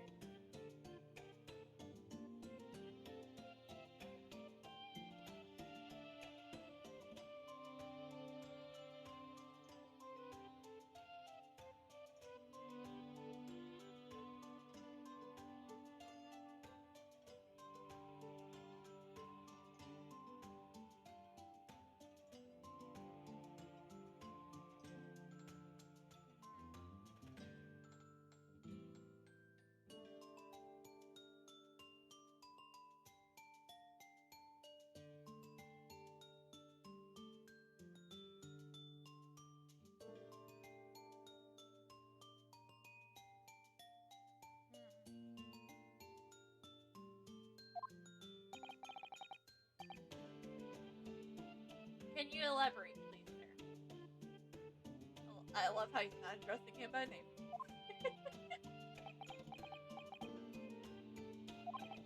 Oh, Buttermaster headed for the room where the gunshot seemed to come from, but there was someone else who crept up on the stairs behind him, too. That's right. It was a rotten liar over there.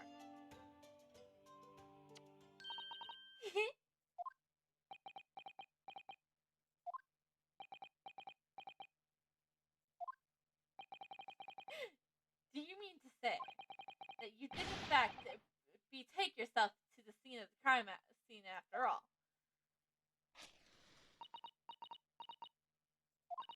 What did I tell you, eh?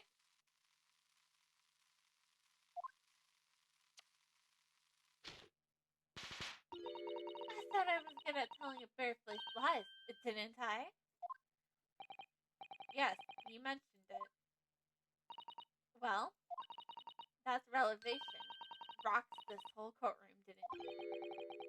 Who knew firecrackers packed such a punch? So you did indeed just see the crime, did you, young lady? Good grief! Well, now that you've come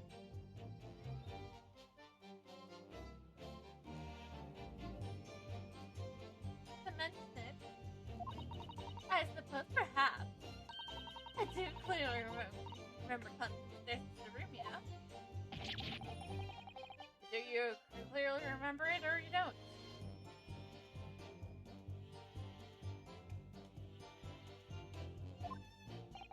Well, I shall consider it a punishment for this reject her actions later. For the time being, you will immediately amend your testimony to reflect the truth. Oh yes, my lord, of course.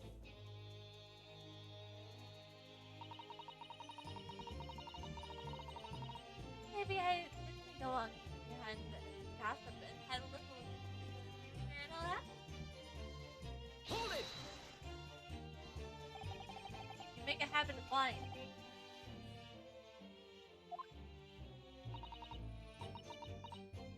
Oh, well, I suppose. I don't really know, to be fair. If you want my advice, though, I take everything I say with a pinch of myself. Alright, but you did in fact go into the room where where the victim was killed on the day in question, didn't you? Oh, please. I said I would. I can't think of anything more terrifying. The truth, please. Oh, well, alright. Just a bit. I mean, a girl my age is curious about stuff, you know. Did you touch anything at the... Oh, please. As if I would. I mean, there's a dead body on the floor. The truth, please. Oh, alright. Just a bit then. I had a look to see if there's anything I could settle. So I gave the place a once-over. She was all about. Alright, now I hesitate to ask, but you didn't move the notice board by your hand, did you? Oh, please! As if I ever done anything like that. A few bits of loose change is all I had. The truth, please. Oh, alright then. I thought there might be something worse that happened underneath. So I blasted the flip thing. Sorry, flip the blasted thing. You're telling us that you did move that board? I think that did slip out, didn't it? What? What, you daft baboon? Daft punt? I didn't believe it. The girl didn't think. Doesn't think. So, did you find anything? Something that you might have taken, perhaps, to sell? Oh, please. I should be so lucky. My imagination. The truth! Now! I might have found this little pocket watch in the board, I suppose. A bit of junk can't be worth much if you ask. Ah! So it was you, was it? You're the one who took it! Gina? Young lady, may I remind you where you are? That watch there. It was a present to Inspector Gregson from the yard for a big case he solved 10 years ago. The professor, no doubt. The boss did wind up everything that failed, and when he was waiting for his scrubs to come at the pub. I see, so he was waiting for his fish and chips. I tossed it off him once, and blimey, he was upset. He gave me a right earful. That he hadn't missed a day in the last 10 years polishing it and winding it. I mean, it meant the world to him, that watch did. Possibly not the best thing to go diving for then. It's not all that, though. I took it to Jabson that night to ask how much it was worth. The dealer wouldn't touch it. He wouldn't give me a penny for it. It wasn't working. Knocked about worthless, I called it. Ah! I knew I should have lifted it.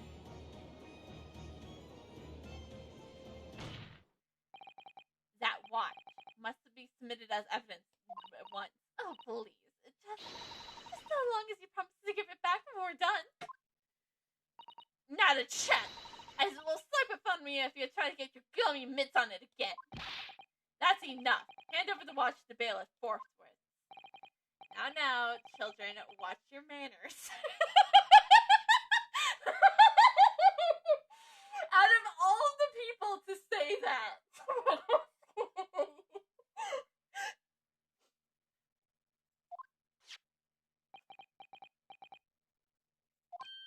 Good Lord. The glass appears to be broken. More than likely, it shattered when the inspector was shot. It doesn't tick anymore either. Which is why the judge didn't want it. What a waste, eh?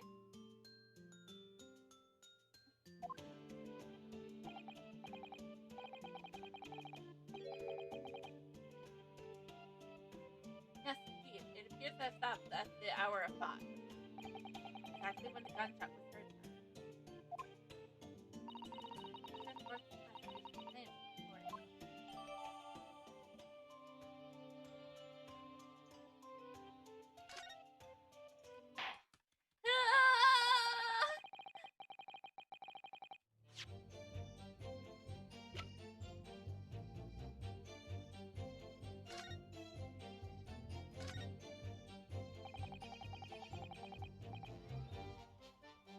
The glass over the face is really lightly cracked. Look.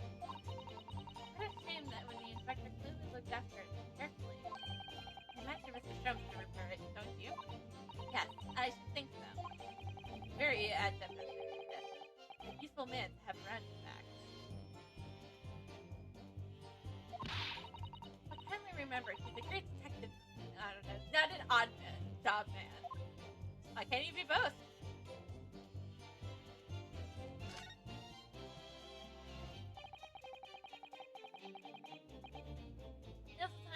Stuff sticking out of this hole. Here, look. I suppose there must have been a little knob or something on that funny time. In that case, being as we know, the inspector had such good care of this hole, it probably broke when the incident occurred, didn't it? Yes, of course. Which could mean that there is a small part of the watch that is still at the scene. Maybe.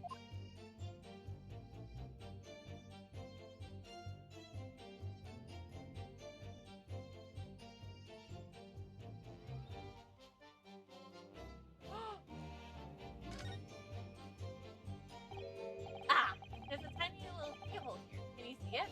Oh, yeah. That's probably for the winder to wind up the mechanism. It looks a little unusual, don't you think? Yes. You need the right key to wind it, I imagine.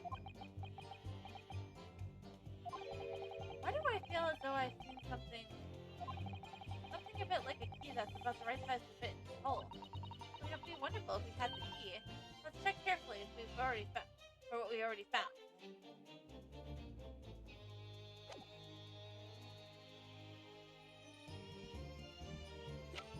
I mean, I already examined this.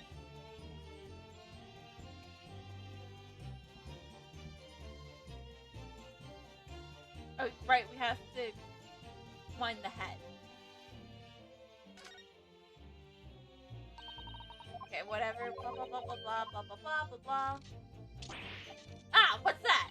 It appears to be some sort of key. But it's tiny, though. It couldn't be a key for a door. Not that size. What is it for? Miss Sato, do you think perhaps this key could be the key for the Inspector Gregson's watch? Oh, yes, it could be. Let's try it at once. Not a moment to lose.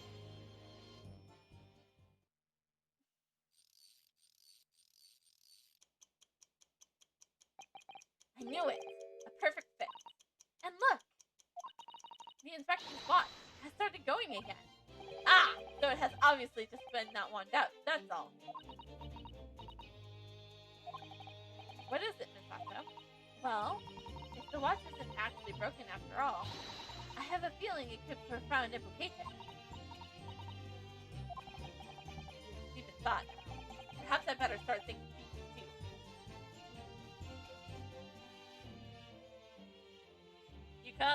You think Cosmo would notice if we're both thinking deeply?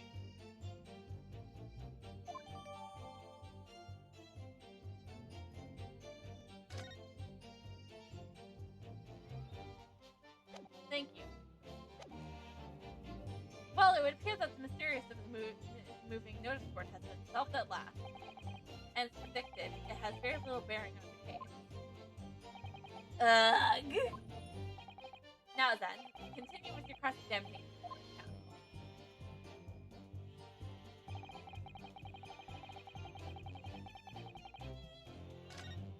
Oh, shoot! I meant the press.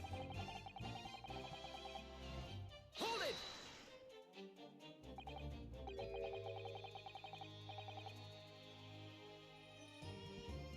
But did you see what happened in the room, didn't you? Friends mystery is the whole world. That's all I know. All I know of it. I have to make it my business to know of what to hold my sign high. So you did go see what happened.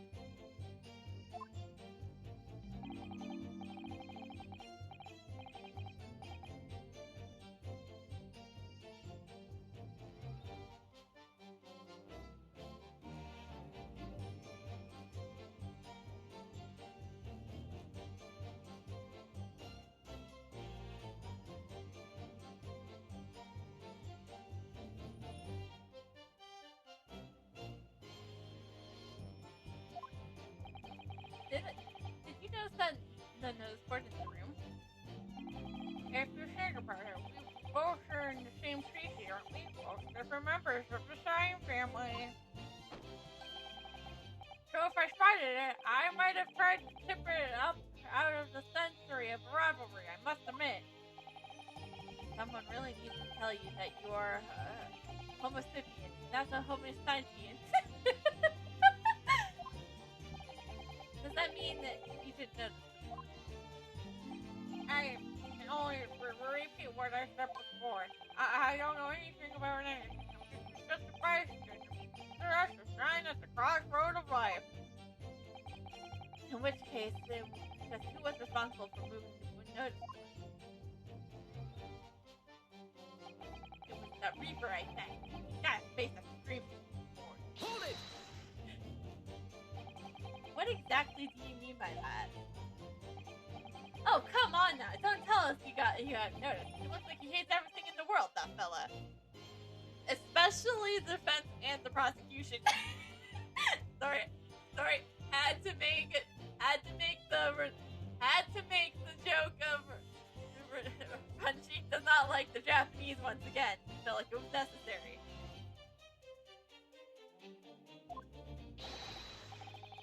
But not notice boards. They're like the one thing he likes. You don't see it in his eyes. I can't say I've ever noticed. I'll tell you one thing for free, though. I never took my eyes off that man on the floor. Or off the reaper. Not for that. Sorry? Well, I was scared and I couldn't, what, defend? That might if you look away, do you?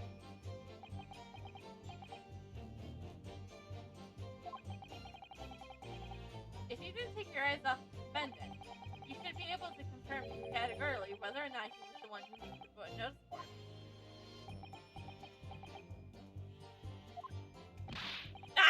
That I can't. The Reaper did nothing of the sort. I can sort of that. I could have missed it. Yes. Keep this thing upright again and dragged it into the corner. Right. Glad we cleared that up. What happened to the face that screamed forward? I feel like you're pain asthma.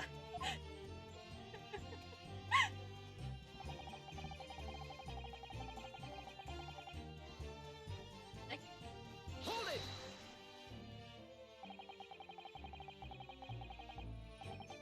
It was 5 o'clock in the afternoon that you all heard the loud bang, wasn't it? Maybe they're not for order. Maybe I did it. Maybe I followed them. Maybe I did it. But the Reapers, right? If you need to wait, because that gunshot we all heard. I have two pieces of evidence like this is still a different story. Your fate is sealed too. My fate? That's right. The defense is fated to lose. And the prosecution is to win. In other words, it all hinges on that single gunshot. Just find some problem with that part of their story. It may be possible to change all of our fate. Yeah. Of course, none of that case the fact that I heard what I heard, Doctor. Not much to go on. Pointed out, not to know. There's no question that the notice board moved. Somebody must have done it. This happened after an event, so maybe Kazuma is right, and it's not relevant to me.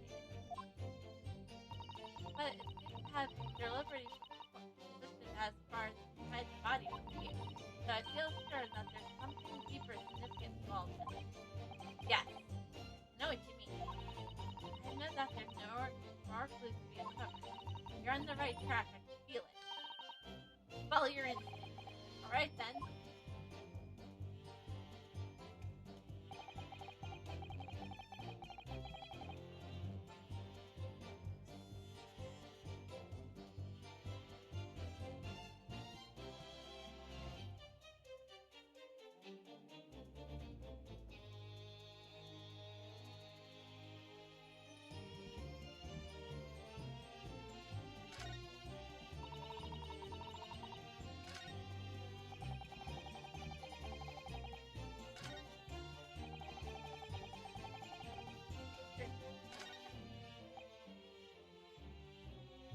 Objection, Sandwich. Objection! I'm afraid that's not necessarily the case. Oh. At the scene, we found this key to the winder of the inspector's pocket watch. A key. And having winded up the pocket watch, we discovered that it, in fact, still works. You see, the watch didn't stop because it was broken at all. And that fact completely undermines one of the most fundamental premises of this entire case has been built. What?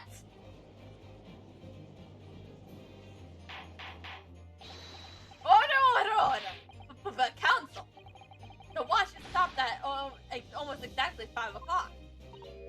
Yeah, which is just when we had the gunshot. It is exactly on the hour. The time that was showing on the watch tells us nothing other than when it winded down. Which is merely a coincidence, as it happens to be at 5 o'clock. Objection!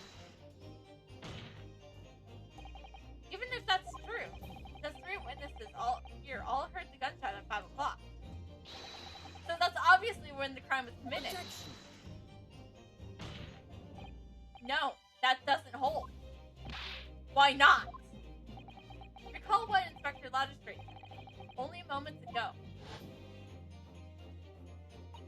The boss used to wind it up every evening without fail when he was waiting for his grub at the pub. He said he hadn't missed a day in the last 10 years, polishing and winding. It meant the whole world to him, that watch did.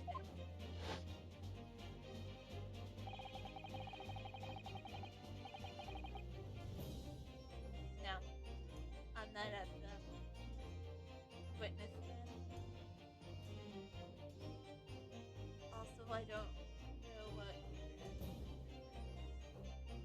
The victim was in the habit of winding his watch once a day. You can reasonably assume, therefore, that he would want the timepiece on the evening before as well he died. Yes, that would be a reasonable, entirely reasonable. But if that's the case, you wouldn't expect the watch to be completely wound down by 5 o'clock the following day. Oh, hey! In summary, the evening before the day of the incident, when the gunshot rang out in that room, the inspector was unable to wind his watch. You can't mean.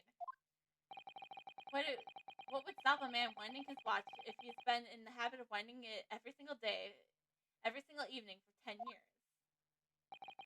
The obvious answer is that he was already dead.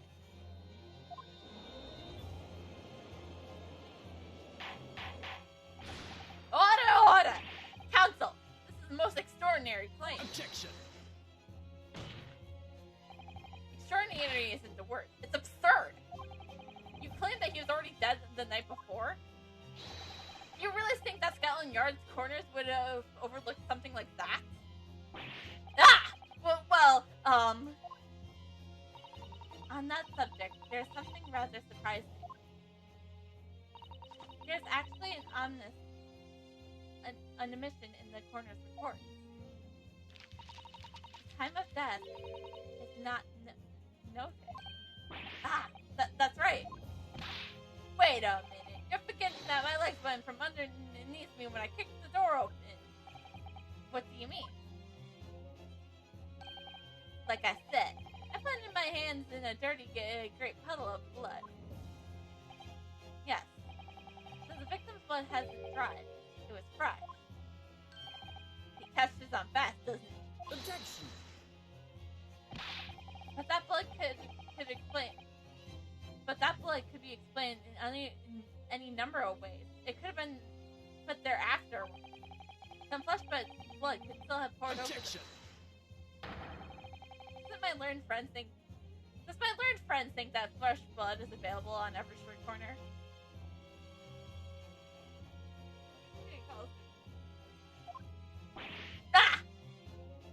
Definitely knows that he's been spending time with Von Cheek.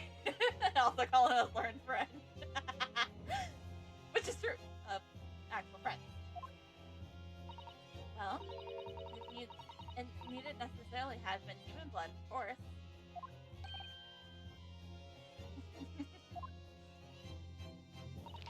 We have been told previously that Scotland Yard has no way to identify blood as human. The problem is currently being researched. At present, you are correct. It is beyond our abilities. So then, a chicken's blood could have been used, for example.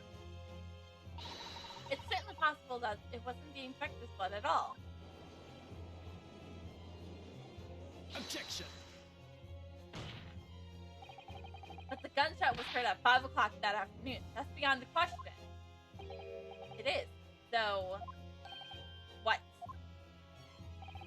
Given that the time of death of the victim has already been called into question, is it beyond the realms of possibility that what these witnesses heard wasn't a gunshot at all?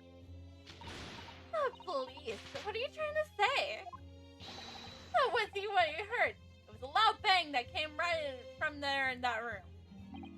Now you listen to me. Our street seller's ears are his livelihood. Oh. Someone's got a whip. A little terrified of sandwich a little bit. I don't doubt your ears, sir. But you can all state with certainty that what you heard a noise. Eh? Explain yourself, then, counsel. A noise that sounds like a gunshot could have been made with. This evidence cost me 6 pennies. Take that! Something like this. The culprit could have set one of these to fake a gunshot.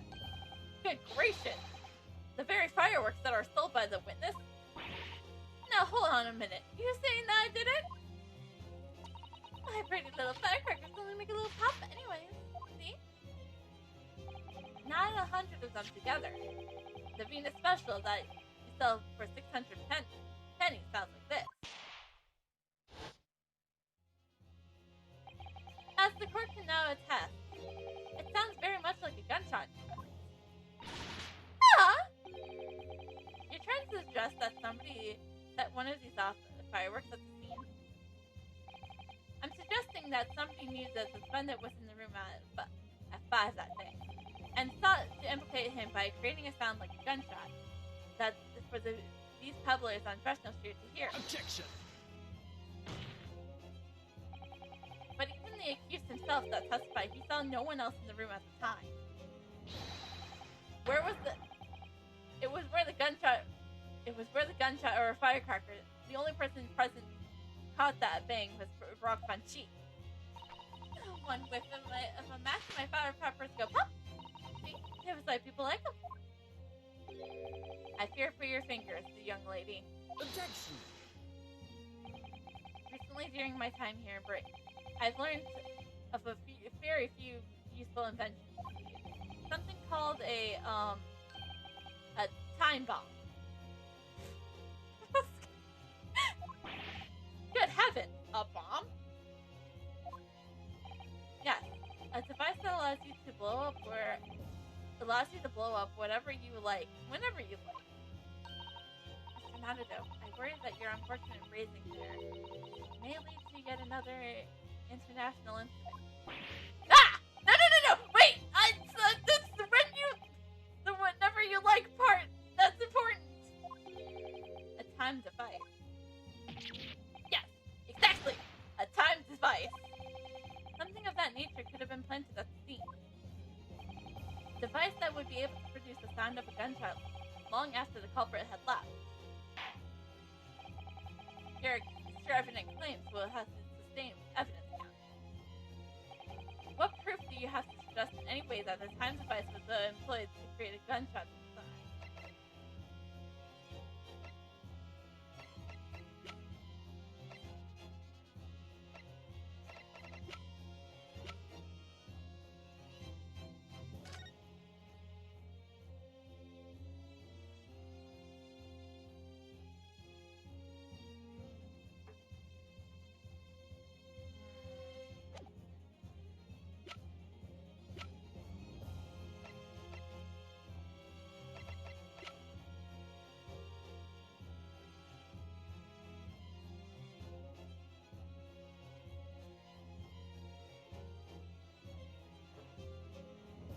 Hey, the Canberra Opera.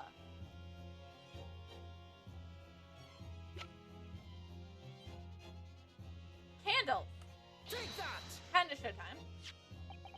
As the court has already discussed, the tips of one of these candelabra has been blown off. Indeed, because it was struck by the bullet, which presumably passed to the victim. I don't think that's possible, my lord. Not possible? Why? Because of the scorching.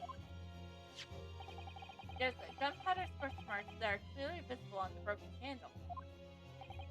There are? Goodness, yes! But that's not the case. There is also scorching on the victim around the bullet entry wound. That's right, there was. But as we heard earlier, scorching like that only occurs when the target is at close range. a matter of centimeters from the gun. Ah.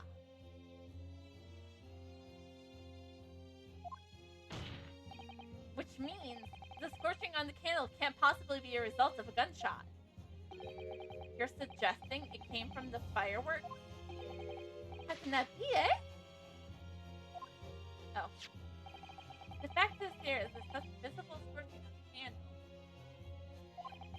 suggesting that the fireworks must have been right next to him when they exploded. Or, to put it another way, the candle and the firecrackers were joined together.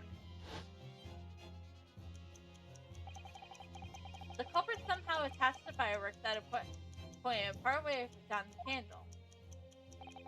After the killer has left the scene, the candle slowly burnt down along with the other two, until eventually it ignited the fuse of the firecracker, generated a loud noise.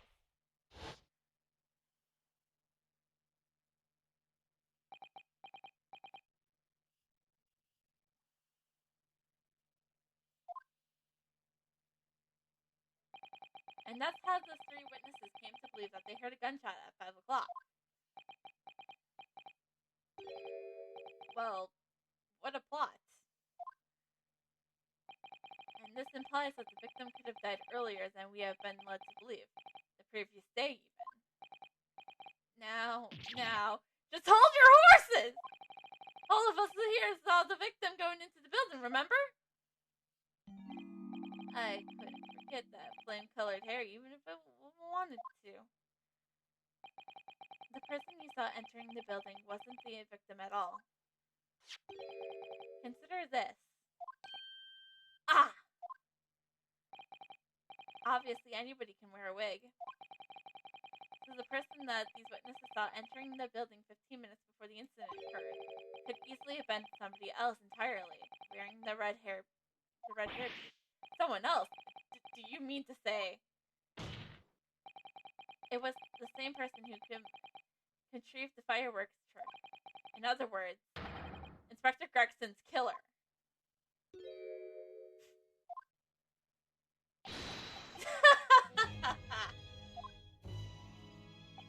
Oh, very impressive, Rinosuke. Nadado. Kazuma? I'm really quite amazed that you come this far. But after all, wasn't I the one who told you that you have all the markings of a great defense lawyer? I also noted the lack of time in the report. A stark omission. But as far as I'm concerned, this whole country's justice system leaves a lot to be desired.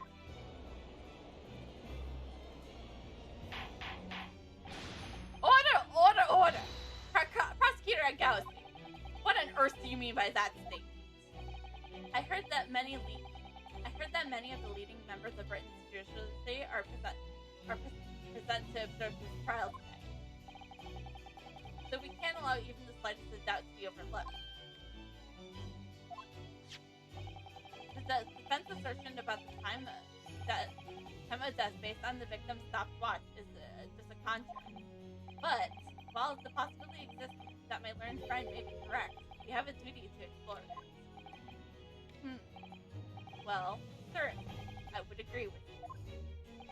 And what immediately comes to mind, of course, what was Inspector Gregson doing there, and where did he go on the day before the incident? Do you know? The inspector always carried out his investigation work alone. His movements were treated as confidential with Scotland Yard, even within the yard. However, considering the evidence we've been presented with so far, I would say it's fairly apparent that the case the man was pursuing. What did you, my learned friend? I do have a feeling about that case we might have been investigating. Yes, I agree. Surely. My lord, the defense believes that it can explain to the court the case that was being investigated by Inspector Gregson at the time of his death. Very well, counsel. Present your argument to the report. What evidence suggests of the case being investigated by the inspector prior to the day of event?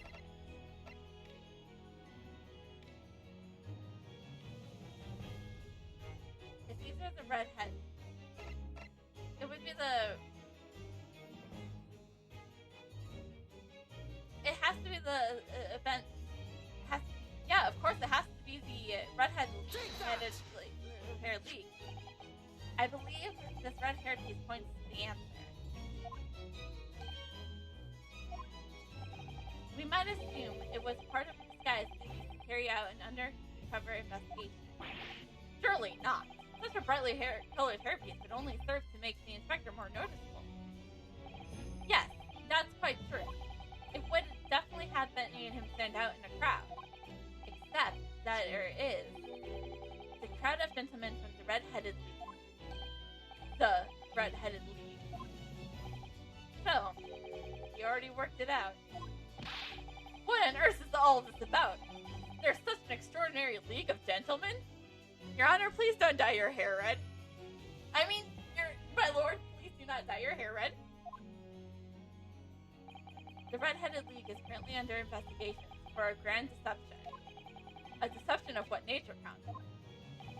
They have been targeting redhead men across all London, tricking them out of small sums of money. 2 men are arrested for the misdemeanor only yesterday. My lord, the defense calls for those 2 men to be summoned at once. The 2 redheads?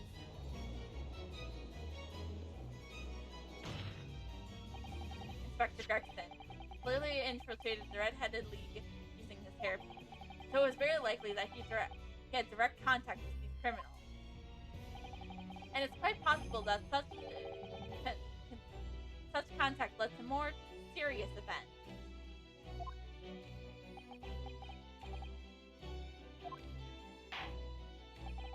I concur that we cannot go in good conscience leave this new adventure venue unexplored. Well done, Mr. Nadado. Well, it's another possible line of inquiry for us. The prosecution will make immediate arrangements for the charged men to appear. Bring these 2 Red-Headed League conspirators before me, Prosecutor Asgard. At once, my lord. Very good. We will have a 30-minute recess. Court is adjourned.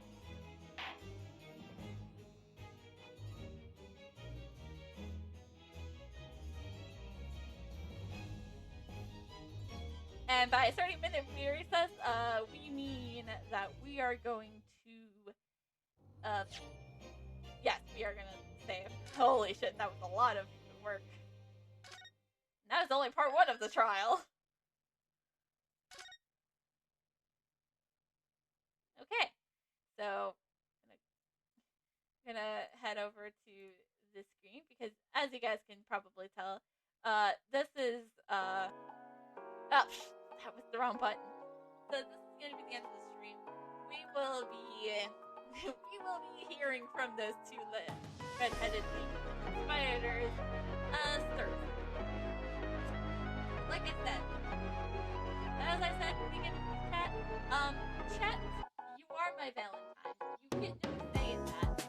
Or my Valentine today. So, I hope you all enjoyed the start of our bird of us investigating the bird of a bird. So, I don't say much about that. So, like I said, we'll be back on Thursday for more Beyond the Seas because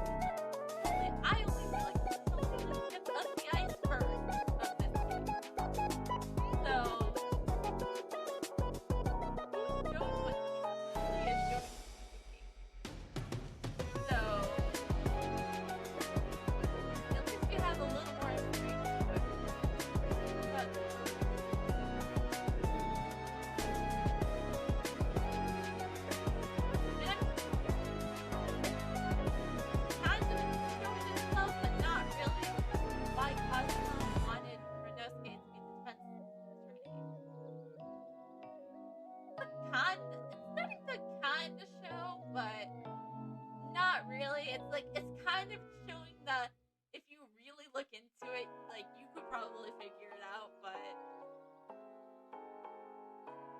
I can't, so, anyways, like, I would love to do this for you guys, but I would love to go on to part 2 of I would love to go on to part 2 of the trial, but oh crap, that was already you're already first alive for 2 hours already, and I need to get to bed. And also, thank you again so much for 200 followers. So, yeah, like I said,